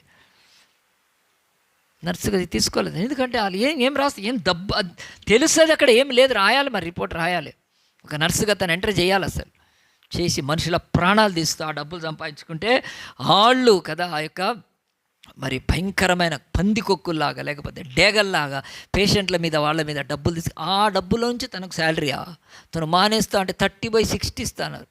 ఏం లేదు, వదిలేసి వచ్చేసింది. ఎందుకంటే తెలుస్తుంది ప్రాణాలు పోతున్నాయి. అప్పుడు ఎంత మంచి మనస్సాక్షి అండి. ఈరోజు గుర్తుపెట్టుకోండి, ఈ మాట రౌండ్ చేసి పెట్టుకోండి. దేవుడు అంటున్నాడు, దేవుడు ఎంత మంచి, లెమ్ము ఈ ఊరి దోష శిక్షలో నుంచి బయటికి రా. నేను కూడా అనేక సంఘాల్లో ఉండేవాడిని. ఆ సంఘాలు వదిలిపెట్టి బయటకు వస్తే మళ్ళీ పోలేదండి నేను అసలు. ఎందుకంటే ఆ సంఘం మీద ఏ శిక్ష వస్తుందో అంతే, ఇంకా వాళ్ళ బతుకులు కనుక ఇక నేను అక్కడ ఉంటాను లేదు. వాళ్ళు చేసే చెప్పే వాక్యం కానీ చెప్పే ఆ యొక్క బోధ కానీ అది దేవునికి విరుద్ధం, వదిలేస్తే నాకేమీ లేదు. దేవుడు వాక్యం బైబిల్ అందరికీ దొరుకుతుంది, ఎన్నో చర్చలు ఉంటాయి. నా బ్రతుకులు అట్లా నేను అనేకమైన సంఘాలలో అలాంటి ఒక దోష శిక్ష చర్చస్లోకి వస్తే కూడా వదిలిపెట్టాను. నన్ను అడిగితే కూడా నేను చేయనని చెప్పాను. అసలు నేను ఉండను మీతో. గుర్తుపెట్టుకోండి, దేవుడు మనకు చెప్తున్నాడు భయంకరంగా. ఈ రోజు వరకు కూడా దేవుడు మాట్లాడుతుంటే ఆ ఊరి దోష శిక్ష, ఆ కంపెనీలో మీద వచ్చే దోష శిక్ష, ఆ యొక్క మరి ఆ సంస్థ మీద వచ్చే దోష శిక్ష, ఆ యొక్క మరి పరిస్థితుల మీదకి వచ్చే శిక్షను తప్పించుకొని బయటికి రావాలని చేయకూడదు. అలాగున్నా మనం ఎప్పుడు కూడా చేయకూడదు. ముఖ్యంగా జూదము అలాంటివి, క్లబ్బులు, ఈ యొక్క త్రాగుడివి, ఆ తర్వాత బార్లు, వైన్ షాపులు, అవి దేవుడి బిడ్డ అస్సలు పని చేయని అవసరం లేదండి. మనము చేయాల్సిన పని లేదు. గుర్తుపెట్టుకోండి, ఆ యొక్క లోతుకు ఆ మాట చెప్పినప్పుడు ఏం చేశాడండి, ఆ మాట అంటే లెమ్ము ఈ ఊరి దోషికులు నశించిపోతావు, ఆ మాట రాశాడు చూడండి. వాళ్ళు నశించిపోకుండా నీ భార్యను ఇక్కడ నీ 2 కుమార్తె తీసుకొని బయటికి రా. దాంట్లో వచ్చి పోషించేది దేవుడు, రక్షించేది దేవుడు, కాపాడేది దేవుడు. ఆయన నిన్ను సంరక్షించుకొని ఆయన ముందుకు నడిపించే దేవుడు. కానీ ఈ ఊరిలో ఉండి నన్ను కాపాడమని అనకూడదు. నువ్వు ఒకవేళ భయంకరమైన దాంట్లో పనిచేస్తున్నావు, అక్కడ నన్ను కాపాడంటే దేవుడు కాపాడు. అక్కడ దేవుడు నువ్వు బయటికి వస్తేనే కాపాడదు. నీకు అన్నీ ఇవ్వగలిగిన దేవుడు నువ్వు చేయాల్సిందంటే బయటికి రావాలి. నువ్వు బయటికి రావాలండి, అంతకు మించి ఏమీ లేదు. కనుక ఇప్పుడు ఎవరు తీసుకోవాలి డెసిషన్? లోతు. లేదు ప్రభా మేము దీంట్లో ఉంటుంది, అయిపోయింది, నశించిపోతారు. కానీ లోతుకు తెలుసు దేవుడు ఎంత గొప్ప కృపను నా మీద చూపించి నన్ను నా కుటుంబాన్ని కాపాడటానికి వచ్చాడని. ఎందుకంటే ఆ యొక్క దుమ్మిగా పడ్డ ఆ ఊరి జనాలు డోరు యువతలకి రాలేకపోతే అర్థమైపోయింది, వీళ్ళు మా ఇంట్లో ఉన్న వాళ్ళు వీళ్ళు మనుషులు కాదు, కనిపిస్తున్నారు రక్త మాంసాల, ఇంట్లో రొట్టె కూడా తిన్నారు వాళ్ళు, కానీ వాళ్ళు దే ఆర్ నాట్ హ్యూమన్స్, వాళ్ళు ఏంజలిక్ స్పిరిచువల్ బీయింగ్స్ అని తెలుసుకొని వాళ్ళ మాట వినేంచేసారంటే లేద్దామని. కానీ వాళ్ళు తడువు చేస్తున్నారు. తడువు అంటే లేట్ చేస్తూ ఉన్నారు. తడువు అంటే ఆలస్యం చేస్తున్నారు. కనుక అక్కడ మాట రాయబడి ఉంటుంది చూడండి. అతడు తడువు చేసినప్పుడు అతడి మీద యెహోవా కనికరపడ్డ. చూశారు ఆ మనుషులు. తడువు చేయడం అంటే ఏంటండి, మరి బయలుదేరటానికి ఇబ్బంది. కనుక మనం అందరికీ కూడా పిల్లల్ని మీరు అందరూ పెంచుతారు కూడా. పిల్లలు పొద్దున్న స్కూల్కి పోమంటే ఏం చేస్తారు? ఏమి తడువు చేస్తారు? సాక్స్ వేసుకుంటే అదే అంటే పిల్లలు పాపం వాళ్ళు వెళ్ళరు స్కూల్కి కదండి, తడువు చేస్తూ ఉంటారు. ఒకవైపు ఆటో వచ్చి ఉంటుంది, లేకపోతే తీసుకెళ్ళాలి, అప్పటికి ఇరిటేషన్ వస్తుంటుంది తల్లిదండ్రులకు. కానీ వాళ్ళు ఏదో ఒకరు చేసి అంటే మనకే కనికరం పుడుతుందండి, అయ్యో అని చెప్పి కదా. అంటే దేవుడు కూడా మనుషులు వాళ్ళ యొక్క దోష శిక్షలోంచి తప్పించుకోవటానికి కూడా తడువు చేస్తారని దేవుడు కనికర పడతాడండి. మన పిల్లలు ఎలాగైతే పొద్దున్న లేచి స్కూల్కి పోవాలంటే ఎంత తడువు చేస్తుంటే కోపం వస్తుంది, రెడీగా అని చెప్తే అలాగున లేట్ చేస్తారండి. ఇది న్యాచురల్, ఇది భూమి మీద కదండి చాలా. కానీ దేవుడు కనికరంగా. మేము మొన్న ముంబైకి పోయినప్పుడు అక్కడ కూడా లేచి రమ్మంటే తడువు చేస్తూ ఉన్నారు. నేను పాస్టర్ 7 గంటల కింద ఉన్నాం, మెల్లగా వస్తున్నారు తడువు చేసి. మేము బస్సు వేసుకొని వెళ్ళిపోయి ఉంటే ఎందుకంటే తడువు చేస్తారని కదా, జాలి అయ్యో పర్వాలేదులే అని చెప్పి అనుకుంటా. అంటే మనుషుల జీవితాలలో తడువు చేయడము అది ఒక మనుషుల యొక్క స్థితి. కానీ దేవుడు కనికరం గలవాడండి, ఎంతో కనికరంగా. ఈ యొక్క దేవదూతలు ఇతని మీద వీళ్ళ మీద కనికర పట్టడానికి మనం మన ఇంట్లో ఒక కుక్కను పెంచుకుంటాం అనుకోండి కదా, పాప దెబ్బ తగిలింది. ఆ దెబ్బ తగిలితే అది హాస్పిటల్కి వెళ్తా, అది నోటితో చెప్పగలుగుతుందా? మనం కనికరం, అయ్యో నాకు ఒక చిన్న పిల్ల అని చెప్పి దాని వెటర్నరీ డాక్టర్ తీసుకు ఏదో ఒకటి చేస్తామండి. ఒక మనిషికి ఒక పశువు పాపము అమాయక దానికి పట్ల కనికరం పుడుతుంది. ఆ దేవాతి దేవుడు అలాంటి కనికరం. ఇంకా మనం తడువు చేస్తుంటే బైబిల్ చదవటానికి తడువు, ప్రార్థన చేయడానికి తడువు, ప్రార్థనకు రావడానికి తడువు, దేవునికి పట్ల సాక్షిగా బ్రతకడానికి తడువు, నీతులు అన్నిట్లలో తడువు చేస్తుంటే ప్రభు కనికరంతో ఓర్చుకుంటాడండి. అంతకు మించి ఏమీ లేదు. ఆయన కనికరం అలాంటిది కనుక ఆ కనికరం ఎప్పుడూ ఉండదు, గుర్తుపెట్టుకోండి. తడువు చేస్తుంటే దేవుడు కనికరపడ్డాడు. కానీ ఆ తర్వాత కొద్దిసేపు అయినాక అదే బైబిల్లో ఉంది, నేను చెప్పను కానీ డైరెక్ట్ స్పీడ్గా చెప్తాను. ఒకటి అన్నప్పుడు అర్థమైపోయింది, సమయం ఆయుసనం అయిపోయింది కనుక ఆ యొక్క ఇద్దరు దేవదూతలు ఈ నలుగురిని చేతులు పట్టుకొని బయటికి తీసుకొచ్చారు. గట్టిగా చెప్పండి కొడదామా? ఇద్దరు దేవదూతలు, వాళ్ళకి ఎన్ని చేతులు ఉంటాయి? 4 చేతులు ఉంటాయి. అన్న మనుషులు ఎంతమంది ఉన్నారు? 4 ఉన్నారు. కనుక ఎంత చక్కగా ఇద్దరి చేతులు పట్టుకొని దేవుడు అలాగున వారిని బయటికి తీసుకొచ్చేసారు. తడువు చేస్తున్నా మనము, ఆలస్యం చేస్తున్నా మనము, శ్రద్ధ లేని మనము, బలహీనమైన మనము, శక్తి లేని మనము ఆయన చేతులతో బయటికి తీసుకొస్తాడు. యేసు చేతుల్లో గాయాలు, మేకులు కొట్టిన గాయాలు. ఆయన మానవ జాతిని ఇట్లా చేతులు పట్టుకొని ఈ దోష శిక్షలోంచి బయటికి తీసుకొస్తున్నాడండి. ఆ కనికరం మనకు అర్థం కావాలి దేవుడిది కదండి. ఏదో మనం చర్చికి వెళ్తున్నాం, ఏదో ప్రార్థన చేస్తున్నాం, ఏదో ప్రసంగాలు చేస్తున్నాం, కానుకలిస్తున్నంత మాత్రాన ఏమీ కాదండి కదా. ఆ ఇంటికి వచ్చి రాత్రి భోజనం పెట్టినంత మాత్రాన లోతును నడిపిస్తున్నారా? కాదు. దాని వెనుక దేవుడి యొక్క గొప్ప రక్షణ ప్రణాళిక ఉంది లోతు మీద. లోతు దేవుడి చేత ఏర్పాటు చేయబడ్డవాడు. అబ్రహాం ఇంట్లో ఉండే రక్షణ పొందినవాడు, అతను నీతిమంతుడు లోతు. కనుక చేతులు పట్టుకొని అలాగున బయటికి తీసుకొని వచ్చి వాళ్ళు బయటికి, ఇదిగో మీరు దూరంగా పారిపోండి పట్టణంలో నుంచి, మీరు కాపాడబడతారు. ఇంకొద్దిసేపట్లో మేము పట్టణాన్ని నాశనం చేయబోతున్నామంటే మళ్ళీ లోతు ఏమంటాడు తెలుసా? మనకు సేమ్ ఉంది, నసుకులు. నేను అంత దూరం పోలేను నన్ను అని చెప్పినప్పుడు, ఎల్లారిను అంటే లేదు, నేను అంత దూరం వెళ్ళలేను, అయ్యా నన్ను కనికరించండి ప్రభువా, ఇదిగో ఇక్కడ చిన్న సోయర్ అని ఉంది, అక్కడ దాకా వెళ్తాం, అక్కడ దాకా వెళ్ళేంత వరకు ప్లీజ్ మీరు ఆగండి అని చెప్పాడు. చూడండి యొక్క కింద వాక్యంలో ఎంత స్పష్టంగా, ఇదే 19వ అధ్యాయంలో దేవుని యొక్క వాక్యము 18వ వచనంలో, ఇదిగో నీ కటాక్షం నీ దాసుని మీదకి వచ్చింది, నా ప్రాణం రక్షించడం నీవు నా ఇళ్ళ కనికరపరిచి నీ కృపను ఘనపరిచితిని, నేను ఆ పర్వతమునకు తప్పించుకొని పోలేను, ఈ కీడు నాకు సంభవించి చచ్చిపోదునేమో, ఇదిగో పారిపోవుటకి ఈ ఊరు సమీపంలో ఉన్నది, అది చిన్నది, నన్ను అక్కడికి తప్పించుకొని పోయేమో, అది చిన్నది అని చెప్పి దేవుని యొక్క వాక్యంలో చూడండి కదా, నేను బ్రతుకునని చెప్పినప్పుడు ఆయన, ఇదిగో నీవు చెప్పిన ఈ ఊరు నాశనం చేయను, ఈ విషయంలో నీ మనవి అంగీకరించింది, నీవు త్వరపడి అక్కడికి తప్పించుకొని పోము, నీవు అక్కడ చేరు వరకు నేనేమీ చేయలేను. గట్టిగా చప్పట్లు కొట్టాలండి. ఇది ప్రార్థనకు జవాబు ఉంది. బైబిల్లో 221 ప్రార్థనలు ఉన్నాయి. ప్రతి శుక్రవారం ఒక ప్రార్థన మీద చెప్తున్నాను. 139 ప్రార్థనలు చెప్పాను. బైబిల్లో ప్రార్థనకున్న శక్తి కంటే గొప్పది ఏది లేదు. ప్రార్థన చేస్తే అన్నాడు, ఒక 100 మంది 200 మంది ఎంతమంది ఆ ఇంటి దగ్గర వాళ్ళందరినీ ఆపేశాడండి దేవుని దూత. వాళ్ళు లోపల రాకుండా డోర్ వేసేసాడు, కనుమ ఇవన్నీ చేయగలిగిన దేవుడు. కానీ లోతు ప్రార్థనకి ఏమంటే నేనేం చేయలేను నువ్వు వెళ్ళేదాకా. ప్రార్థన ఎంత శక్తి గలదంటే, నువ్వు ప్రార్థన చేసినాక నీకు వాగ్దానం ఇచ్చిన దేవుడు అది నెరవేర్చేంత వరకు తను ఏమీ చేయలేడండి. ప్రార్థనకు అంత శక్తి ఉంది. సంఘము ప్రార్థన కట్టుకోవాలి, వ్యక్తిగత ప్రార్థన చేసుకోవాలి, కుటుంబ ప్రార్థన, సంఘ ప్రార్థన ఎంత బలమైంచండి. ఒక్క ప్రార్థన, లోతు ప్రార్థన చూడండి, నువ్వు వెళ్ళే వరకు నేను ఏం చేయలేను, ఎందుకంటే ప్రార్థనకు జవాబు దేవుడు నీకు ఇచ్చాడు కనుక అని ఎంత శ్రేష్టంగా చెప్తున్నాడు. సరే అని చెప్పి ఆ వాగ్దానం తీసుకొని అతడు వెళ్ళిపోయాడు. అలాగున సోయరు వరకు వెళ్ళిపోయాడు. ఆ పట్టణానికి వెళ్తున్నప్పుడు ఏం జరిగిందో బైబిల్లో చూడండి. ఈ మాటలు చూసి మనం వాక్యం ముగింపులోకి వచ్చేద్దాం. లోతు సోయరునికి వచ్చినప్పుడు ఆ దేశంలో సూర్యుడు ఉదయించును. అప్పుడు యెహోవా సొదొమ మీద గొమొర్రా మీద యెహోవా నుండి గంధకము, సల్ఫర్, అగ్నిని ఆకాశం నుండి కురిపించి ఆ పట్టణాలని, ఆ మైదానం అంతటిని, ఆ పట్టణంలో నివసించిన వారందరినీ, నేల మొలకలను నాశనము చేసేసాడు. ఎందుకు చేసేసాడు అంటే, ఈ దేశము యొక్క మొర్ర గొప్పది కనుక.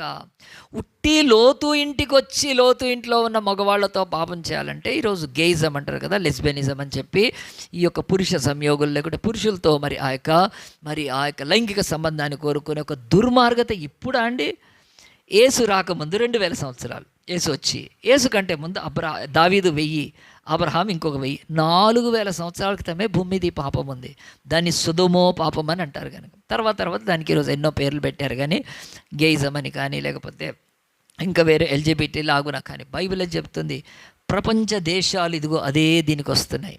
ఇప్పుడు దేశాల్లో వీళ్ళు సెలబ్రేషన్ చేసుకుంటున్నారు, ఉత్సవాలు చేసుకుంటున్నారు. అంటే ఇక అంతం సమీపించింది కనుక దేవుడు ఆ రోజు ఆ పట్టణాన్ని ఏం చేశాడంటే, వీళ్ళు భయంకరులు కనుక వీళ్ళను నాశనం, ఈ ఇంటి మీద పడతంత మాత్రాన దేవుడు వాళ్ళ నాశనం కాదు. అప్పటికే ఆ పట్టణాల యొక్క మొర్ర ఆకాశమున దేవుడి దగ్గర గొప్పది అని దేవుడు చెప్తాడు. ఎందుకంటే ఆ పట్టణానికి వచ్చిన వాళ్ళను, ఆ పట్టణంతో వ్యాపారం చేసే వాళ్ళను, ఆ పట్టణాల దగ్గర నుంచి వెళ్తున్న వాళ్ళను పట్టుకొని రేపు చేసేవాళ్ళు వీళ్ళు. అలాంటి దుర్మార్గమైన నీచమైన ఒక బైబిల్ చెప్తున్నట్టుగా లైంగిక దుర్మార్గత ఉంది ఆ పట్టణంలో. కనుక దేవుడు ఈరోజు వాళ్ళని నాశనం చేస్తున్నప్పుడు మూలక లేకుండగా కూడా దేవుడు అగ్నిగంధకాలు కురిపించి నాశనం చేసేసినప్పుడు బైబిల్ మనకు ఒకటి చెప్తుంది. ఈరోజు మనం ఎందుకు దీన్ని తీసుకున్నామంటే, దీనిలో ఒక విచారకరమైన జరిగిపోయింది. అదేమిటంటే ఆ తర్వాత వచనంలో బైబిల్ చూడండి, అయితే లోతు భార్య అతని వెనక నుండి తిరిగి చూచి ఉప్పు స్తంభం అయిపోయింది. 26వ వచనం. దేవుడు ఎంత కనికరముతో లోతును, ఆయన భార్యను, ఆయన బిడ్డల్ని, వారి బంధువుల్ని, వారి యొక్క వాళ్ళందరినీ కూడా కాపాడినప్పుడు ఒక లోతు భార్య నశించిపోయింది ఏంటండి? వెనక్కి తిరిగి నశించిపోయింది అని బైబిల్ చెప్తుంది.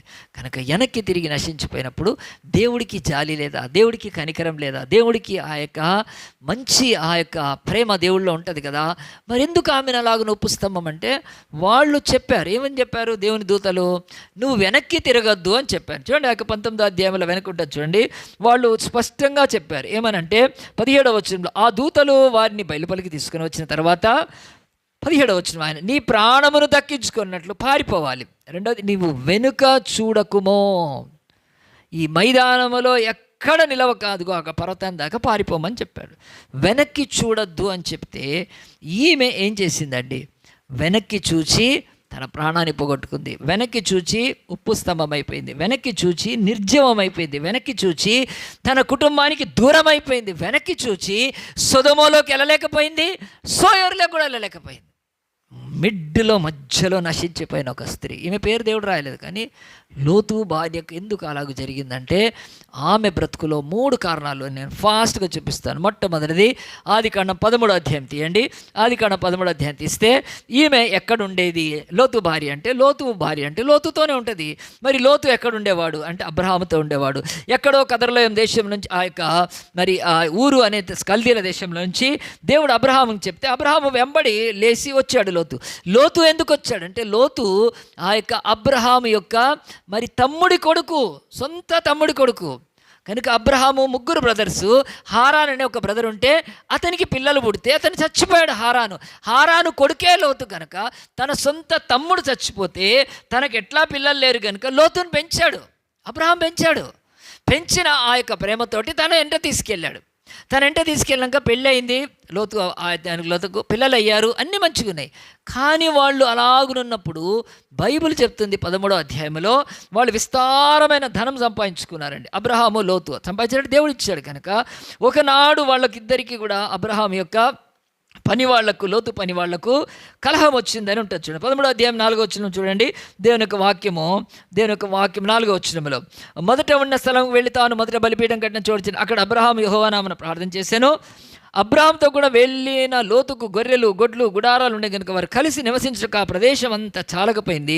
ఎందుకనగా వారి ఆస్తి వారు కలిసి నివసించేంత విస్తారమైపోయింది. అప్పుడు అబ్రహాం పశువుల కాపర్లు, లోతుల పశువుల కాపర్లు కలహం పుట్టింది. ఆ కాలమందు కనానీయులపై ఒక చిన్న జవాబు దేవుడు మనకి ఇస్తున్నాడు. లోతు భార్య లోతు అబ్రహాముతో ఉన్నారు, కానీ ఒకనాడు వాళ్ళకున్న ఆ యొక్క విస్తారమైన ఆస్తిని బట్టి అబ్రహాం పని వాళ్ళు, లోతు పని వాళ్ళు తనుకుంటున్నారు. వాళ్ళు ఎంత కలహం ఇస్తున్నారంటే, అబ్రహాంకు ప్రార్థన చేసుకోవటానికి కానీ బలిపీఠం కట్టడానికి కానీ నెమ్మది లేకుండా పోయింది. అప్పుడు అబ్రహాం పిలిచాడు, ఏంటి నీ పని వాళ్ళు నా పని? చాలాసార్లు పెద్దవాళ్ళకు ఉండదండి, పిల్లలు అనుకుంటారు కదా. ఇప్పుడు రాజకీయ నాయకులు ఉన్నారు, నాయకులు బాగుంటారు, ఏం చేస్తారు? క్యాడర్ అనుకునేటట్టు చేస్తారు. సినిమా హీరోగాడు, ఆ హీరోగాడు బాగుంటాడు, వాళ్ళ ఫ్యాన్స్ అనుకుంటుంటారు. ఇది భూమి మీద ఉందని కదా. సో అలాగున్నాయి. అబ్రహాంకి లోతుకి ఏమీ విరోధం లేదు. అబ్రహాం పనివాళ్ళు, లోతు పనివాళ్ళు అనుకుంటుంటే అది ఎక్కువ అయిపోయింది కనుక అబ్రహాం అన్నాడు లోతుని పిలిచి, లోతు చూడు, ఇలాంటి కలహంతో మనం ఉండకూడదు, మనం ప్రార్థన చేసుకోలేము. నువ్వు లేచి, నీకు చాయిస్ ఇస్తున్నా, ఫస్ట్ నువ్వు ఉత్తరానికి వెళ్తే నేను దక్షిణానికి వెళ్తాను, ఇక కదా నువ్వు అలా తూర్పుకి వెళ్తే పడమరకి వెళ్తాను, నీ ఇష్టం అన్నప్పుడు లోతు ఏం చేశాడండి, వెంటనే కన్నులెత్తి చూసి ఆ యోర్దాను నదీ ప్రవాహ పరివాహక ప్రాంతం చక్కగా యెహోవా తోటవలే ఉందని చెప్పి లేచి తన భార్యను తీసుకొని అబ్రహాముకు దూరం అయిపోయాడు. ఫస్ట్ రీజన్ లోతు నశించిపోవటానికి, లోతు భార్య దేవుడి సన్నిధి సహవాసాన్ని వదిలిపెట్టుకున్నారు. వాళ్ళు అబ్రహాముతో ఉండాల్సిన వాళ్ళు ఏం వెళ్ళిపోయారు, ఇప్పుడు దూరం అయిపోయారు. ఈ బైబిల్ చెప్తుంది. 3 రీజన్స్ ఫాస్ట్గా చెప్తాను. నంబర్ 1, మన జీవితాలలో లోతు భార్యకు బట్టిన గతి మనకు కాకుండా అంటే ఫస్ట్ సహవాసానికి దూరం కాకూడదండి. ఈ చర్చ్ అనేది, ఫెలోషిప్ అనేది అబ్రహాము దగ్గర ఉన్న భద్రత కానీ ఏది ఎక్కడ ఉండదండి. సో అబ్రహాము నుంచి దూరం అయిపోయారు. అప్పుడు లోతు భార్య ఏం చేయాల్సిందండి, వద్దండి, మనం వద్దు, మనకు ఎంత ఆస్తులు అంత కాదు, మనం అబ్రహాంతోనే ఉందాము, మీ తండ్రితో ఉందాము, ఎంత గొప్పవాడు, ఎంత మంచివాడు, ఎంత నీతిమంతుడు, ఇవన్నీ సంపాదించుకుంది కూడా ఆయన బట్టే కదా, కనుక మీతో కాదు, నాతో కాదు, ఈ లోకపు దేవుడు అబ్రహాంతో మాట్లాడతాడు కదా, అంత మంచి ఆ దైవజనుడు, ఆ నీతిమంతుడు మీ నాన్న దగ్గర నుంచి దూరం పోవద్దు అని చెప్పిందా అండి? చెప్పలేదు. ఏం చేసింది, తన వెండి బంగారం ఈ యొక్క ఆస్తులతో మంచిగా దూరం పోయి బతకచ్చు అని చెప్పి దూరం పోయి బతికింది. నేను చెప్తున్నాను, ఈ రోజు వరకు కూడా మన లైఫ్లో మనం ఉప్పు స్తంభాలై నాశనం అయిపోయి సోయరుకు సుధముకు మధ్యలో మనము ఆ యొక్క రాతిలాగా మారిపోవటం, లేకపోతే పనికి రాకుండా అయిపోవటానికి కారణమో ఫెలోషిప్ వదలండి. కొంతకాలం క్రితం ఈ చర్చిలో కూడా ఒక 2 ఫ్యామిలీస్ వెళ్ళిపోదామన్నారు. వెళ్ళిపోదామంటే మేము ఎందుకు వెళ్ళిపోతారు అని చెప్పి ఫస్ట్లో అయితే నేను అడగను, కానీ ఏం పెట్టుకోను, కానీ మళ్ళీ నేను పిలిచి నేను ఒకటే ఇంకొక చర్చిలోంచి వెళ్ళిపోవటానికి ఏంటి కారణం? నంబర్ 1, ఫస్ట్ ఈ చర్చిలో మరి దేవుని యొక్క బిడ్డలుగా ఉంటే ఫస్ట్ తప్పుడు సిద్ధాంతాలు చెప్తే ఆ చర్చ్ వదిలిపెట్టాలండి. తప్పుడు సిద్ధాంతాలు, ఈ లోకంలో చాలామంది తప్పుడు సిద్ధాంతాలు చెప్తారు, మరి అది కారణం చూపించి చర్చిలోంచి వెళ్ళిపోవాలండి. చర్చెస్లో ఎన్నోసార్లు తప్పుడు సిద్ధాంతాలు ఉంటాయి, వాళ్ళు సరైన చెప్పరు.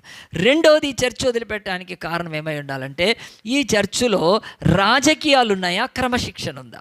రాజకీయాలంటే ప్రెసిడెంట్లు, సెక్రటరీలు, ఆ పదవులు ఈ పదవులు దిక్కుమాలినవి చర్చిలోకి అవి ఉన్నాయా, లేకుంటే ఒక డిసిప్లిన్ ఉందా చర్చ్? ఒకవేళ లేకపోతే ఆ చర్చ్ వదిలిపెట్టచ్చండి. ఇక మూడవది, మన చర్చ్ ఏదైనా వదిలిపెట్టాలంటే అది ఇవాంజలికలా, కల్చరలా గుర్తుపట్టాలి. ఇవాంజలికల్ అంటే సువార్తను ప్రకటిస్తూ కదండి, మిషనరీకి సపోర్ట్ చేస్తూ దేవుని యొక్క రాజ్య విస్తరణ కొరకు ఇవాంజలికల్గా ఉండాలి చర్చ్, అది సువార్తను. కానీ కల్చరల్ అంటే డ్యాన్సులు, క్రిస్మస్లు ఇవి చేసుకొని ఇంకా రకరకాలే, క్రిస్మస్, ఈస్టరు, గుడ్ ఫ్రైడేలు, హార్వెస్ట్ ఫెస్టివల్, ఇక దిక్కు మాలిన ఈ బూరల పండుగ కూడా చేస్తున్నారు. ఇప్పుడు బూరలు తెచ్చుకొని ఊదుకుంటున్నారు. ఇలాంటిది కల్చరల్ చర్చ్కి మనం ఉంటే వదిలిపెట్టేసారు. అవును, మరి నేను చెప్తాను స్పష్టంగా. లేకపోతే ఈ చర్చ్ ఎప్పుడైనా సరే ఆ యొక్క మోసం పుచ్చే పద్ధతి, అంటే మీరు డబ్బులు ఇస్తే దేవుని పొందుతారు, మీరు డబ్బులు ఇస్తే మీకు మేలు కలుగుతుంది, మీకు డబ్బులు ఇస్తే మీరు స్పాన్సర్ చేస్తే కలుగుతుందని దిక్కుమాలిన, ఈరోజు ఉన్నాడు పట్టాలు తప్పిన పట్టాగాడు, ఈరోజు హైదరాబాద్లో బతికే ఉన్నాడు. ఎంత పెద్ద అంటే 70 mm స్క్రీన్ మీద స్కానర్స్ వేస్తున్నాడు, QR కోడ్స్ వేస్తున్నాడు. వచ్చింది నిన్న కూడా యూట్యూబ్లో పెట్టారు. QR కోడ్లో వాడి భార్య నిలబడి చెప్తున్నారు, యూ సీడ్, మీరు విత్తండి అని చెప్పి, నువ్వు విత్తాలంటే ఎక్కడో వెనక కూర్చొని ఏం చేయొచ్చు, నీ ఫోన్ ఓపెన్ చేసి ఆ యొక్క QR స్కాన్ చేయొచ్చు. ఎంత ఇప్పుడు చిన్నగా ఉంటుంది కదా, QR స్కాన్ ఎంత ఉంటుంది, ఎంతే ఉంటుంది, గూగుల్ పేది కానీ ఫోన్ పేది కానీ మనం తీసుకొని మన స్కానర్ ఓపెన్ చేసి, కెమెరా ఓపెన్ చేసి ఇట్లా అని పెట్టి దాన్ని స్కాన్ చేస్తాం. ఇప్పుడు అట్లా కాదు, మొత్తం చర్చికి వాడు పెద్దగా వేస్తున్నాడు. 70 mm స్క్రీన్ అంత ఉంది వెనక, ఎక్కడి నుంచి వెనక నుంచి కూర్చొని ఇట్లా ఒక్కసారి ఓపెన్ చేసి, అలాంటి దిక్కు మారిన సంఘాలు ఈరోజు ఉన్నాయి. కనుక అలాంటి చర్చస్ వదిలిపెడితే ఎవ్వరికైనా ఏం ప్రాబ్లం లేదండి. కనుక ఆలోచించండి, ఈరోజు బైబిల్ చెప్తుంది అలాగున్న 2 ఫ్యామిలీస్ వస్తే, ఒక ఫ్యామిలీకి నేను కౌన్సిలింగ్ చేశాను, చెప్పానమ్మా ఇది సంఘం కనుక మనం ఇలాగ ఉంటుంది, మన గురి గమ్యం మేరకు చెప్పినప్పుడు ఆ ఫ్యామిలీ వాళ్ళు దేవుని మహాకృపను బట్టి విని వాళ్ళు చర్చ్ వదిలిపెట్టలేదు. ఇంకొక ఫ్యామిలీ ఉంది, వాళ్ళు కూడా వచ్చినప్పుడు నేను మీకు వదిలేస్తున్నాను, మీకు అన్నీ తెలుసు కనుక నేను వెళ్ళమని కానీ నేను కౌన్సిలింగ్ అని చెప్పడానికి. ఎందుకనంటే వాళ్లకు మరి కొవ్వు ఎక్కువైనా, లేకపోతే మదం ఎక్కువైనా, ఇంకేది ఎక్కువైనా కానీ వెళ్ళిపోతా అంటే నేనేం చేస్తాను, నేనేం మంచిగా వెళ్ళిపోమని వెళ్ళిపోయారండి. వాళ్ళు వెళ్ళిపోయారు, no problem at all. Bible ఒక్కటి చెప్తుంది, నీ బ్రతుకులో అబ్రహాము ఇంటిని, అబ్రహాము గుడారాలని, అబ్రహాము దగ్గర ఉన్న దేవుని బలిపీఠాలను వదిలిపెట్టినప్పుడు లోతుకు పట్టిన గతి ఎవరికైనా. సో అది నా చర్చ్ అని కాదు, ఏ చర్చ్ని వదిలిపెట్టుకున్నా అలాంటిది. కనుక ప్రియ దేవుని బిడ్డలారా, మొట్టమొదట లోతు భార్య ఏం చేసిందండి, ఆ యొక్క భర్తకు చెప్పాల్సింది, వద్దండి మనం వెళ్ళకూడదు, మనం ఇక్కడే ఉండాలంటే ఒకవేళ ఈ గతి పట్టేది కాదేమో. కనుక దేవుడు ఫస్ట్ అన్నాడు, ఆయనకంత కనికరం లేనివాడు కాదు, వెనక్కి తిరిగి చూస్తేనే స్తంభం చేసి చంపేశాడా. ఎవ్వరు అనకూడదు, అది బైబిల్లో లేదు అట్లా. షీ వాజ్ ద మోస్ట్ చెప్పాలంటే notorious women. She wants to live in సొదొమ, అంతే. తనకు అదే ఆశ ఉంది కనుక తను అబ్రహాముకు దూరం అయిపోయింది కనుక. రెండవది చూద్దాం ఈమె యొక్క జీవితంలో. మొదటి తర్వాత రెండవది ఇక 14వ అధ్యాయంలో, నేను ఇంకా సమయం తీసుకొని చెప్పలేను కానీ 14వ అధ్యాయంలో బైబిల్లో ఫస్ట్ వార్ రికార్డ్ చేశారండి. మొదటి యుద్ధం రికార్డ్ అయి ఉంటుంది ఆదికాండము 14వ అధ్యాయంలో. ఏమని ఉంటుంది అంటే దాని ప్రారంభము, షీనారు రాజైన అమ్రాపేలు, ఎల్లాసర్ రాజైన ఆర్యోకు, ఎలాము రాజైన కదర్లయమరు, గోయిల రాజైన తిదాలని వారి దినములలో వారు సొదొమ రాజైన బెరాతోను, గుమర్రా రాజైన బిర్షాతోను, అదారాజైన మీరా షీబాతోను, షీనాబుతోను, సేయుల రాజైన షెబెమేరుతోను, సోయరు బెలరాలతో యుద్ధము చేసిరి. జస్ట్ అది మీరు గుర్తుపెట్టుకోండి.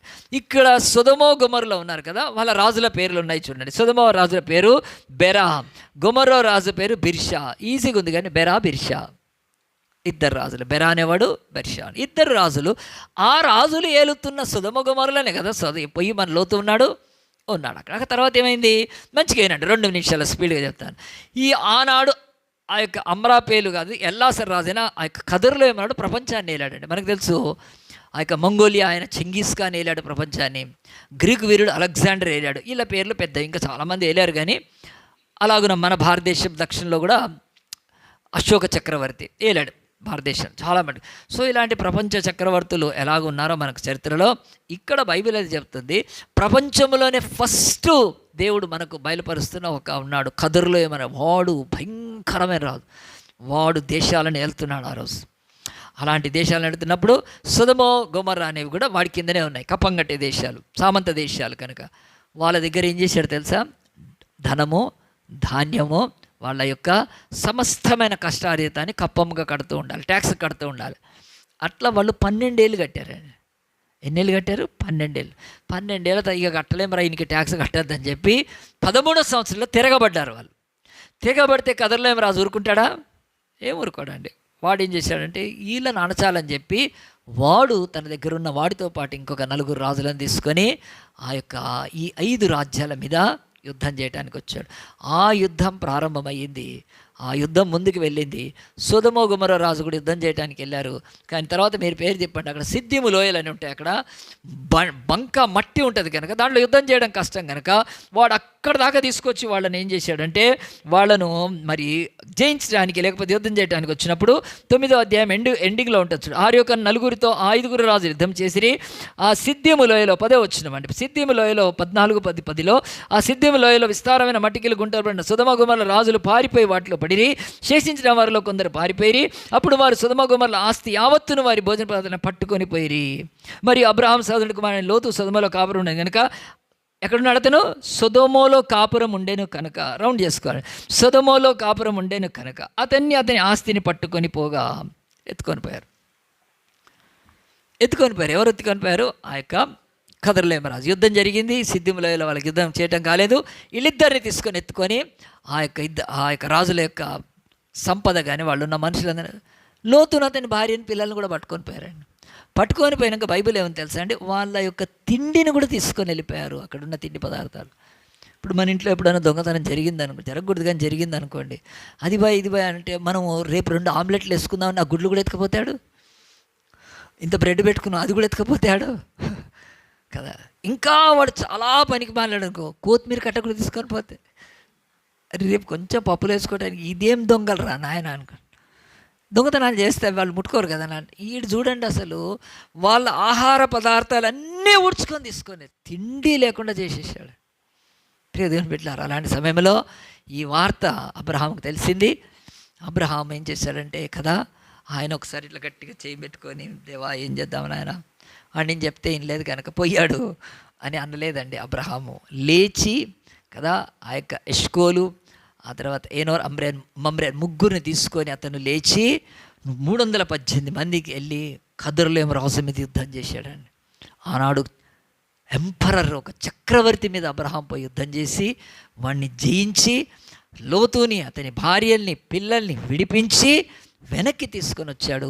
ఆ యొక్క వెనక్కి తీసుకొని వస్తున్నప్పుడే ఈ భూమి మీద మెల్కీసెదెకు రాజు, షాలేము రాజు అబ్రహాముకు ఎదురయ్యి అతన్ని ఆ యొక్క ద్రాక్షారసం రొట్టె ఇచ్చాడు వాళ్ళకి. అప్పుడు ఈయన దశమ భాగం ఇచ్చాడు అని ఉంటుంది బైబిల్లో. అదొక మిస్టరీసే కాదు, మనందరికీ అర్థం కావటం. దేవుడు తన రాజ్యాన్ని భూమి మీద స్థాపిస్తున్నాడని అబ్రహాం ద్వారా చెప్పాడు. కానీ ఒకటి మాత్రం గుర్తుపెట్టుకోండి, అబ్రహాము విడిపించి తీసుకొచ్చాడు ఎవరిని? లోతుని, లోతు భార్య. విడిపించినాక మనకు ఆ చాప్టర్లో ఏమన్నా ఉందా? వాళ్ళు సొదొమ గొమొర్రాలో ఖాళీ చేసేసి వాళ్ళ ఇంటికి టులెట్ బోర్డు పెట్టి వచ్చేసారా? కదండి. మేము మా ఇల్లు సొదొమ గొమొర్రాలో మేము రెంట్కి ఇచ్చేస్తున్నాం, మేము అక్కడ ఉండము, ఎవరైనా రెంట్ తీసుకుంటే ఇదిగో మాది గూగుల్ పే నెంబర్, మాకు రెంట్ పంపించమని పెట్టాడా లోతు? ఏమీ లేదండి. వాళ్ళు అబ్రహాము దగ్గర ఉండలేదు. విడిపించినాక మళ్ళీ సొదొమ గొమొర్రాకి వెళ్ళిపోయి ఉన్నారు. అందు గురించి ఏం జరిగింది? సెకండ్ ఛాన్స్ దేవుడు చెప్తున్నాడు. ఈరోజు ఇక్కడ ఒకటే మాట నేరుగా చెప్పాలంటే, సిగ్గులేని లోతు భార్య.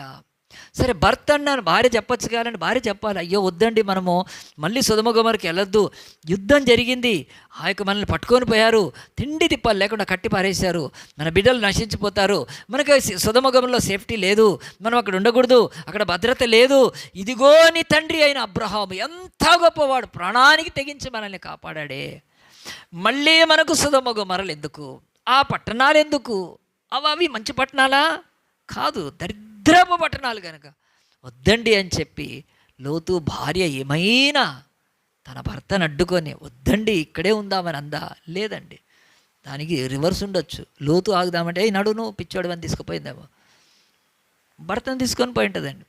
ఉండొచ్చు, ఎందుకంటే లోతు చాలా మంచోడు అని బైబిల్ చెప్తుంది కనుక. ఈ లోతు భార్య మీద దయ్యింది కనుక. చూడండి, ఆలోచించండి. సిగ్గు లేకుండా దేవుడు ఒకసారి నిన్ను రక్షించి కాపాడిన తర్వాత సిగ్గు రావాలి. చాలామంది ఈరోజు ఎందుకు సొదొమకి సోయరుకి మధ్యలో రాళ్ళు అయిపోతున్నారు, ఉప్పు రాళ్ళు అయిపోతారంటే, పనికి రాకుండా నశించిపోతారంటే, దేవుడు ఒక దెబ్బ కొట్టినప్పుడు మనం తెలుసుకోవాలి, నాకెందుకు ఈ దెబ్బ పడింది, నాకెందుకు ఈ గాయం జరిగింది, నాకెందుకు ఈ యొక్క జరిగింది, నేనెందుకు నష్టపోయానని కూర్చొని ఆలోచించి, ఎవడైతే ఒకవేళ ఆలోచిస్తాడో దేవుడు అంటున్నాడు, నువ్వు అబ్రహాం దగ్గర ఉంటే నీకు భద్రత, లేకపోతే అలాంటి స్థితికి వెళ్ళకుంటే భద్రత అని చెప్తాడు తప్ప, మొండికేసుకొని సొదొమ మీద ఆశ, గొమొర్రా మీద ఆశ, ఆ కోరికలు, ఆ వాంఛలు, ఆ పట్టణాలు, ఆ పట్టణాలు, అక్కడుండే రంగులు వాడితో పోతే అంతే. ఈరోజు ఎన్నో చర్చెస్ సొదొమ గొమొర్రా లాగా ఉన్నాయండి. రారు, మనలాంటి చర్చెస్కి రారు, వాళ్ళు అవసరం కూడా లేదు వాళ్ళకు. కానీ వాళ్ళ బతుకులు ఏమవుతాయో బైబిల్ అయితే ఓపెన్గా చెప్తాను. దేవుడు ఒకసారి కాపాడుతాడండి, ఇక రెండోసారి ఉండదు ఇక. కనుక అలాంటి దగ్గర చిక్కుకొని పోతే వాళ్ళకి బ్యాగ్ కూడా రాలేరు. కనుక ఆలోచించండి, నీ వెండి, నీ బంగారం, నీ గొర్రెలు, నీ గాడిదలు, నీ యొక్క ఆస్తి ఏది నిన్ను రక్షించదు. అబ్రహాము ప్రాణం పెడితే తప్ప, ప్రాణం పెట్టడానికి వెళ్తే తప్ప నువ్వు కుటుంబం బతకలేదు. సిగ్గు రావద్దు ఇప్పుడైనా? నువ్వు రాలేదండి, రాలేదు. ఏం చేసింది? సొదొమ గొమొర్రాలోనే ఉండిపోయింది. ఇక మూడవది, లాస్ట్ ఒక్కటే మాట, 19వ అధ్యాయం కాదు 18వ అధ్యాయంలో ఉంది. మొదటిది ఆ యొక్క దేవుని యొక్క అబ్రహాముతో ఉండే దేవుని సన్నిధికి దూరం కావడం, అది చర్చ్ కావచ్చు, ఫెలోషిప్ కావచ్చు, మంచి.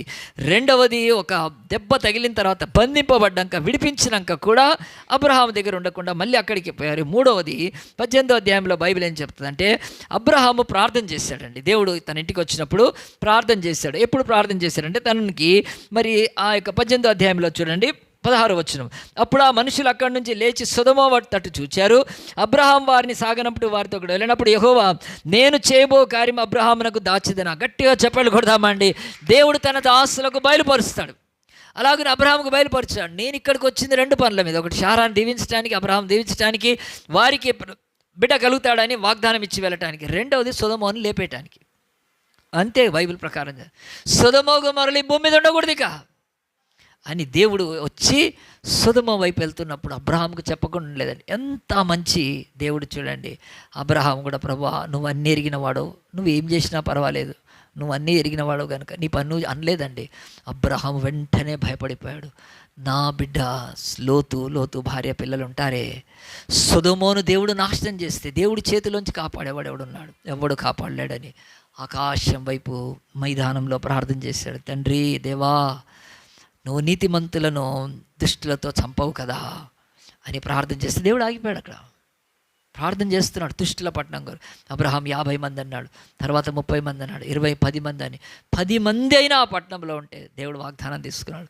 దేవా నేను 10 మంది ఉంటే లేదు, నిశ్చయంగా అబ్రాహాము 10 మంది ఆ పట్టణ నీతిమంతులు, నేను ఆ పట్టణాన్ని నాశనం చేయనని చెప్పినాక అబ్రాహాము లేచి కొన్ని గంటల ప్రార్థన తర్వాత గుడారానికి వెళ్ళిపోయాడండి. ఆ రాత్రి అంతా కూడా ఒకవైపు సంతోషం, నా భార్య నాకు దేవుడు బిడ్డల్ని ఇస్తాడని, ఒకవైపు ఇంకొక నాకు బిడ్డ పుట్టబోతాడు కానీ ఉన్న బిడ్డ చచ్చిపోతాడు, ఏమవుద్దు అని చెప్పి ఆందోళనతో ఆ రాత్రి అంతా కూడా నిద్ర లేకుండా ఉండొచ్చు అని పోయి అలాగని అనుకున్నాడు. కానీ అతని యొక్క ప్రార్థన ఎంత గొప్పదంటే, పరమునకు వెళ్ళిపోవాల్సిన తండ్రి కుమార పరిశుద్ధాత్మలు ప్రార్థనను బట్టి దేవుడు వేరయ్యాడు.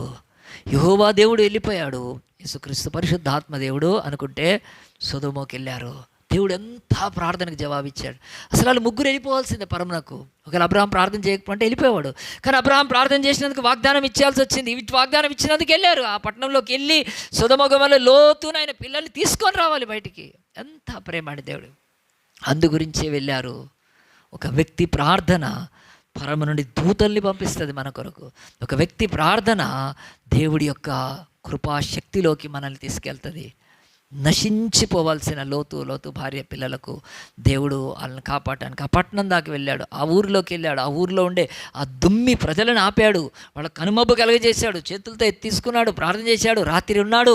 తెల్లవారి చేతులు పట్టుకొని కూడా బయటికి తీసుకొని వస్తే వెనక్కి తిరిగి నశించిపోయిందంటే, మూడవది ఒక నీతిమంతుడు గొప్పవాడి ప్రార్థన కూడా నీ జీవితంలో నాశనం అయిపోద్దండి. అదేంటంటే వెనక్కి తిరిగి చూడడము. వెనక్కి తిరిగి చూసింది. దేవుడు అంటున్నాడు, అందు గురించి ఇంకా దేవుడికి ఛాన్స్ లేదు, నువ్వు బతకటానికి లేదమ్మా. నీ బతుకు నువ్వు అబ్రహాము ఇంటి దగ్గర నువ్వు ఎంత శ్రేష్టమైంది. 300 మంది 18 మంది అక్కడ, ఆయన వాళ్ళ పిల్లలు ఎంత ధన్యులు అబ్రహాం దగ్గర ఉన్నవాళ్ళు. నువ్వు నీవైతే సొంత కొడుకు అవుతావు, అంటే తమ్ముడు కొడుకు, నీకు వాళ్ళకి ఎంత రిలేషన్ ఉంటుంది, ఎంత గొప్పది. కానీ లోతు భార్య ఎన్నడూ దేవుని లేదండి. కనుక దేవుడు అన్నాడు, వెనక్కి తిరిగి చూసే బ్రతుకు తనలో ఉంది కనుక లాస్ట్కి ఒక్కసారి ఆజ్ఞ ఇచ్చాడు, వెనక్కి తిరగదు, ఇప్పటికైనా వెనక్కి తిరగదు నీ బ్రతుకులో. This the last time I'm forgiving you should not turn back, look back. దేవుడు కూడా మన బతుకులు ఆఖరిగా ఇచ్చినాక ఆ లాస్ట్ టైం కూడా పట్టణం మొదలు పెడుతుంటే వెనక్కి తిరిగి చూసిందండి. ఫినిష్, చనిపోయింది. దేవుడు మన బ్రతుకుల్లో వెనక్కి తిరిగి చూడకూడదు. ఫిబ్రవరి 3వ తారీఖున ఆ యొక్క ఢిల్లీలో, దాని పేరు ద్వారకా అంటారండి. ద్వారకా అంటే సౌత్ వెస్ట్ ఢిల్లీ. మేము వెళ్ళాం మొన్న రీసెంట్గా లాస్ట్ ఇయర్లో, నేను పాస్టర్ మా అక్సా వెళ్ళాం. మా అక్సా ఎంసీఏ క్వాలిఫై అయితే ఆ యొక్క మెడికల్ కౌన్సిల్ ఆఫ్ ఇండియా వాళ్ళ ఆఫీసు ఢిల్లీలో పెద్ద ఆఫీసులు ఉంటాయండి. దానికి అసలు 1/2 కిలోమీటర్లో కూడా ఇవ్వండి రానియరు, దూరమే పెడతారు. పెద్ద ఆఫీసులు, అందుకు గవర్నమెంట్ నేషనల్ ఆఫీసెస్ కనుక, గవర్నమెంట్ ఆఫ్ ఇండియా కనుక మేము వెళ్ళాము. అదే సెక్టార్లో ఉన్నామండి, ద్వారకా సెక్టార్లో ఉన్నాం. అక్కడ పోయి ఆ సర్టిఫికేట్ తీసుకొని వచ్చుకున్నాం. తను ఎంసీఏ క్వాలిఫై అయింది. ఇక్కడ ఒకరైనా ఎంబీబీఎస్ చేస్తే వాళ్ళకు ఇక్కడ స్టేట్ సర్టిఫికేట్ ఇస్తారు. కానీ తను ఫారిన్లో చదివింది కనుక నేషనల్ లెవెల్ ఎగ్జామ్ క్వాలిఫై అయితే నేషనల్ లెవెల్లో సర్టిఫికేట్ ఇస్తారు. సో అది చాలా గొప్పగా దేవుడు ఇచ్చాడు. అది దేవుడు మహాకృప. మీ అందరు ప్రార్థన కూడా చేశారు. మేము అదే ద్వారకా సెక్టర్లో ఉన్నామండి. మొన్న ఫిబ్రవరి 3వ తారీఖున తెల్లవారిన ఒక అబ్బాయి సాహిల్ అతని పేరు, అతను మోటార్ సైకిల్ మీద వెళ్తూ ఉన్నాడు. వెళ్తుంటే ఒక్కసారి సడన్గా ఫట్మని అతని యొక్క మోటార్ సైకిల్ వీల్ ఎగిరిపోయింది. అసలు మోటార్ సైకిల్ ఎంత పెద్దదైతే గట్టిగా ఉంటుంది, దాని ముక్క ఊడిపోయిందండి, సైకిల్ దూడినట్టు. అక్కడ పోయి అక్కడ అతని మొహం అంతా ఛిద్రమైపోయింది, చనిపోయాడు. పబ్లిక్ అంతా పరిగెత్తుకొని వచ్చారు. వచ్చి చూస్తే ఏముందంటే ఆ అబ్బాయి చచ్చిపోయాడు మోటార్ సైకిల్ మీద. పొద్దున్నే జాబ్కి వెళ్తున్నాడు, అబ్బాయి పేరు సాహిల్. వెంటనే పబ్లిక్ అలర్ట్ అయ్యే వరకు స్పీడ్గా వచ్చి ఒక స్కార్పియో అక్కడ గుద్దుకొని ఆగిపోయింది. అయిపోతే ఎవరు వీళ్ళ కొట్టుంటారు, గాలికి ఎగిరిపోయి చచ్చిపోయాడు. అప్పుడు వెంటనే పబ్లిక్ అంతా వచ్చి చూస్తే ఆ బండి నడుపుతున్నాడు ఒకడు, వాడి పేరు కూడా ఇది లేదు కానీ వాడు 17 years, వాడు ఇంకా 18 years కాదు, లైసెన్స్ ఇవ్వరు వాడికి. వాడి అక్క కూడా అదే బండిలో కూర్చొనింది. వాళ్ళిద్దరూ ఏం చేస్తున్నారు తెలుసా అండి, పొద్దున బయలుదేరి రీల్స్ తీస్తున్నారు స్కార్పియోలో కూర్చొని. తిండి ఎక్కువయ్యి కదా, డబ్బులు ఎక్కువైపోయి, మదం ఎక్కువైపోయి రీల్స్ తీస్తూ ఉంటే, ఆ రీల్స్ తీస్తుంటుంటేనే ఏమైపోయిందంటే ఈ డ్రైవింగ్ చేస్తున్నాడు, వాడు కూడా డ్రైవింగ్ చేస్తున్నాడు, వాళ్ళ అక్క తీస్తూ ఉంది. ఏమైందండి పొరపాటునాడు, ఎటు చూశాడో తెలియదు, ముందున్న అబ్బాయిని చూడలేదు, కొడితే చచ్చిపోయాడు. ఇక ఆ యొక్క సాహిల్ వాళ్ళ అమ్మ ఏడుస్తుందండి. అసలు ఇప్పుడు 3వ తారీఖు నుంచి ఈ రోజు వరకు ఎంత ఏడుపు సోషల్ మీడియాలో పెడుతూ ఉన్నారు. ఆమెకు భర్త లేడండి, ఒక్క కొడుకును పెంచుకుంది పాపం. వాడు ఇప్పుడు 23 ఏళ్ళు పాపం, జాబ్ చేస్తున్నాడు. రేపు మంచిగా మ్యారేజ్ చేస్తే ఎంత చక్కగా ఉంటుంది. ఆ తల్లికి ఒక్క ఆధారము, ఆ కొడుకు చచ్చిపోయాడు ఢిల్లీలో. అది కేసు అయింది కనుక మరి మన దేశంలో ఉన్న పరిస్థితి ఎంత నీచంగా, ఎంత నికృష్టంగా, ఎంత దిగజారిపోయిందంటే వాడిని అరెస్ట్ చేసినాక కొద్దిసేపటికి వదిలేశారండి ఆ అబ్బాయిని. ఆ డ్రైవింగ్ చేస్తున్న అబ్బాయి. ఆడికి లైసెన్స్ కూడా ఉండదు. ఎందుకు వదిలేసామంటే ఏం చెప్పారు తెలుసా? ఆ పోలీసు వాళ్ళు కానీ జ్యుడిషియల్ వాళ్ళు దిక్కు మారిన వాళ్ళు, వాడికి 10th క్లాస్ ఎగ్జామ్ ఉందంట. నా బాబే కదా, 10th క్లాస్ ఎగ్జామ్ ఉంటే రీల్ ఎందుకు తీస్తున్నాడు? ఆడు బుక్ పట్టుకొని చదువుకోవాలి కదా, లక్కతోటి కాకుండా. ఎంత నీచమైన ఆ యొక్క లా అండ్ ఆర్డర్ ఉన్న దేశంలో బతుకుతున్నామండి మనం. వేరే దేశాల్లో ప్రెసిడెంట్లు కూడా బయటికి రారు తెలుసా అండి. ప్రెసిడెంట్లు ఐఏఎస్ ఆ లెవెల్ వాళ్ళని కూడా కేసు అయితే వాళ్ళు బయటికి రారు. ఇక్కడ మాత్రము కదండి, ఎవడు పడితే వాడు కదండి. ఆడు చక్కగా వాడు 10th క్లాస్ ఎగ్జామ్ అంట, వాడు ఎగ్జామ్ రాశాడు ఆ రోజు పోయి. ఇంకా ఇప్పుడు దుమారం లేగుతుంది, ఆ తల్లి ఏడుస్తుంది, నాకు ఎవరు న్యాయం చేస్తుంది? ఎందుకంటే వాడు చాలా ధనవంతుడు కనుక వాడు. కనుక నేను ఈ మాటలు ఎందుకు చెప్తున్నా అంటే, ఒకటే గుర్తుపెట్టుకోండి, లోతు భార్య ఎందుకు నశించిపోయిందంటే ఆశలు అనర్థాలను తీసుకొస్తాయి. ఆశలు కనుక ఈరోజు ఆమెకు ఒకటే ఆశ తన బతుకులో, ఏదో వెండి, ఏదో బంగారం, ఏదో దుస్తులు, ఏదో సుధమో, ఏదో గుమర, చెడిపోయిన పట్టణాలలో తన మనసును వెతుక్కుంటుందండి.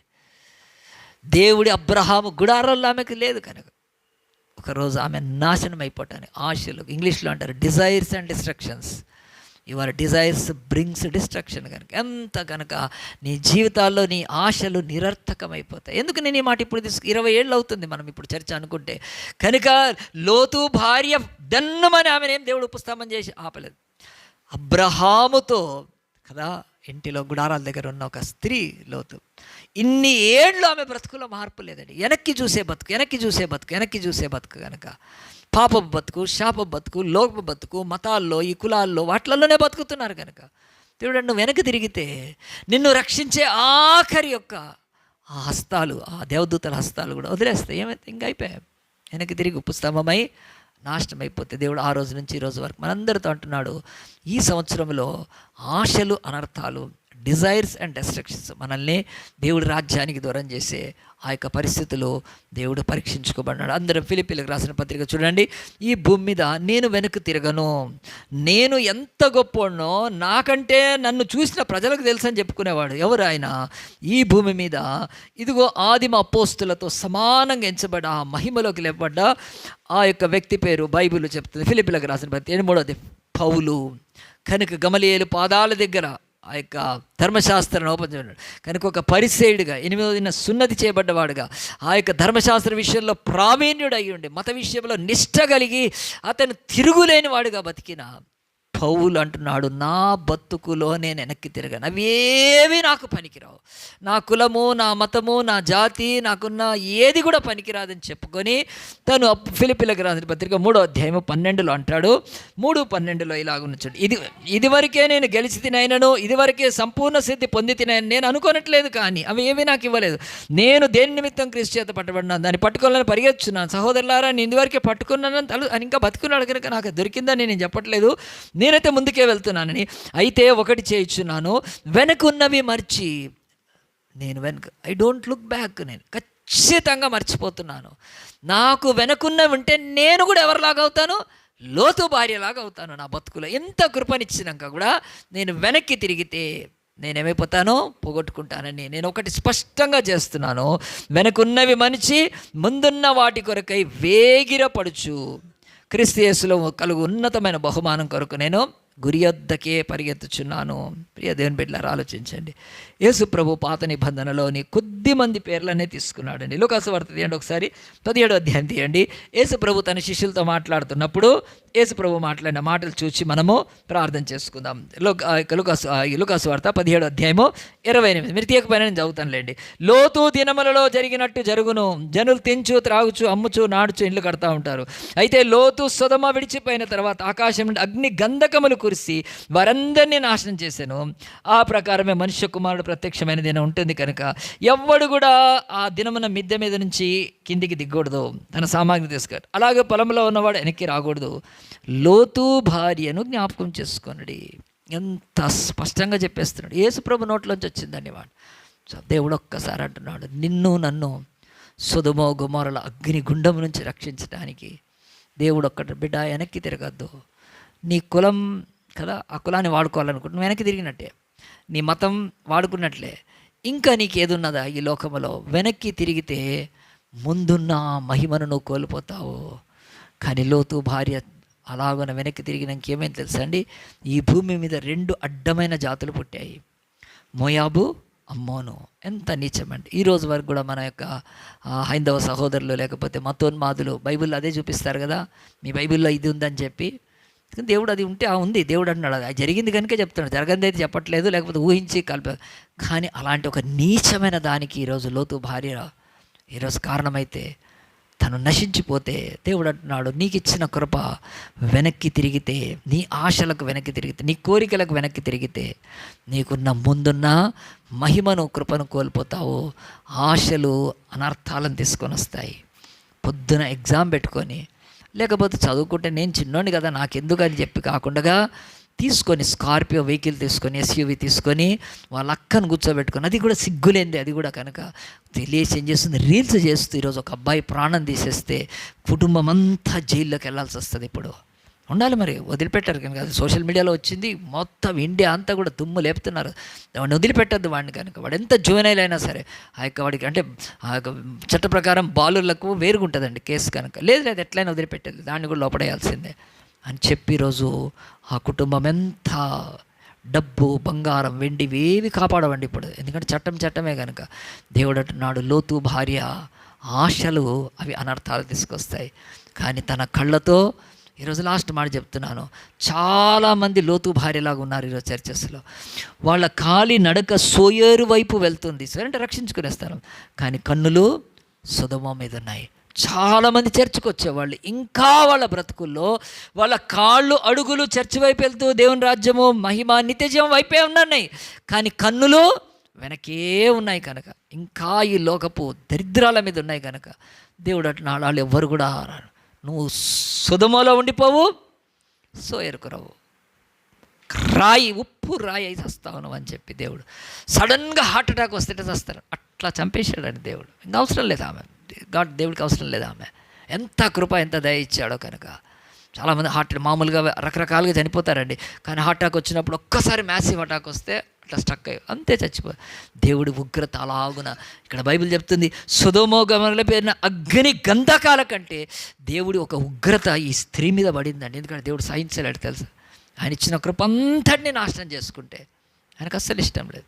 ఉప్పు స్తంభమైంది. 4,000 సంవత్సరాల తర్వాత ప్రపంచంతో దేవుడు మాట్లాడుతున్నాడు, మీ కన్నులు ఎటువైపు, మీ అడుగులు ఎటువైపు కాదు, మీ అడుగులు కన్నులు ఒకవైపే ఉండాలి. అడుగులు ఒకవైపు, కన్నులు ఇంకోవైపు అనుకుంటే ఆ ఆశలు అనర్థాలను తీసుకొస్తాయి. అందరం తల వంచుదాం, కళ్ళు మూసుకుందాం, ప్రార్థన చేసుకుందాం. దేవా, మేము కూడా ఈ యొక్క చర్చు లేకపోతే పరిచర్యలో ఎన్నో ఏండ్లు దాటి వచ్చాం నాయన.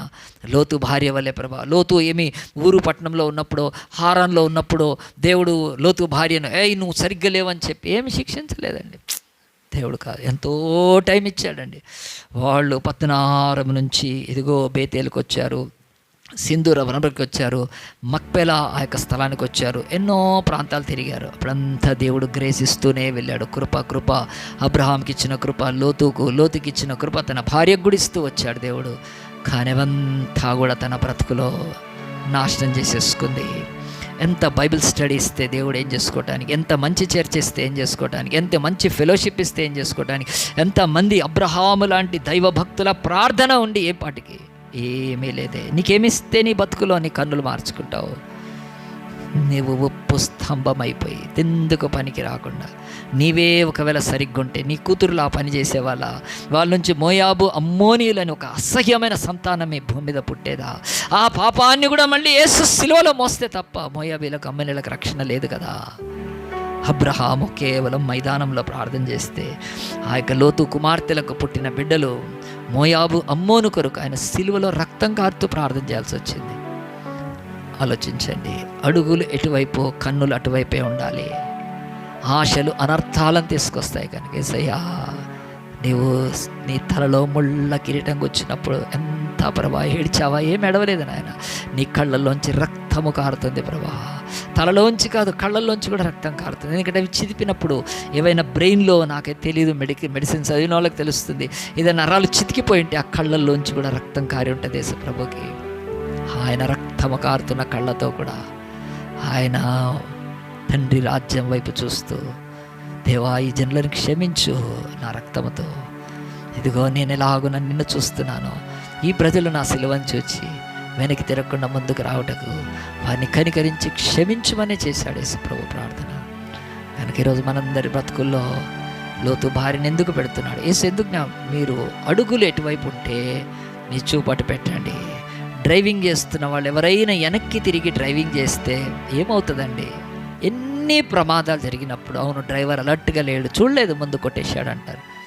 మరి అలాంటిది మన ఆత్మీయ జీవితంలో అడుగుల వైపు ఒకవేళ చూపు లేకపోతే మన గతి సొదొమోకి సోయరుకు మధ్యలోనే స్ట్రక్ అయిపోతాం. ఎవ్వరు కూడా మనల్ని ఏమి చేయలేరు. చేతులు పట్టుకొనైనా బయటికి తీసుకురాగలుగుతాడు, కానీ నీ కన్నులను పట్టుకొని తిప్పలేడు ఆయన. It's up to you. నీకు దేవుడు ఛాయిస్ ఇచ్చాడు. దేవుడు ఆజ్ఞకు భయపడాలి, లోబడాలి. కనుక మనందరం కూడా ప్రార్థన చేసుకుందాం. ప్రభా, ఈరోజు వాక్యం విన్నాను ప్రభా, ఆశలు అనర్థాలను ప్రభా, సొదొమ మీద ఆశ పెట్టుకోవద్దు. సొదొమ డబ్బు మీద, సొదొమ మహిమ మీద, సొదొమ వైభవం మీద, సొదొమలో ఉన్న పాపపు ఇచ్చల వాంఛల మీద నువ్వు బిడ్డాని కన్నులు పెట్టుకోవద్దు. అది కాల్చి బూడిద చేసేసాడు దేవుడు. ఎందుకంటే ఆ పట్టణాల యొక్క మొర గొప్పది కనుక నేను చూసుకుంటాను, నువ్వు చూడొద్దు అది అని దేవుడు చెప్తుండగా మనందరం మన యొక్క జీవితాల్లో ప్రార్థన చేసుకుందాం. యేసు వైపు చూద్దాం. ప్రభా, నా అడుగుల వైపే నా కన్నులుంటాయి ఈ రోజు నుంచి. ఇదిగో ప్రభా, నేను ప్రార్థన నాకు కృప దయచేయమని ఎవరికి వారు ప్రార్థన చేసు.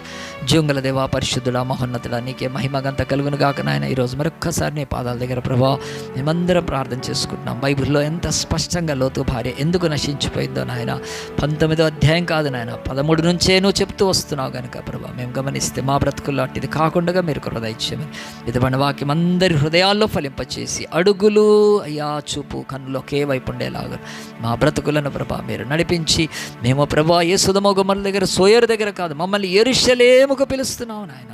సియోను కొండ మీదకి నాయన మహిమ గల బిడ్డలుగా పిలుస్తున్నాం. మేము అక్కడికి చేరుకునేంత వరకు ఓపికతో మేము ముందుకే చూస్తూ ప్రభా వెళ్ళగలటకు మాకు సహాయం చేయమని మరొక్కసారి ఆ యొక్క వాక్యానికి నీరు నిరంతరం ప్రతి హృదయంలో ఫలింపచేయమని మా ప్రభు మా రక్షకుడైన యేసు నామాన్ని బట్టి ప్రార్థించి వేడుకుంటున్నాము తండ్రి. ఆమేన్.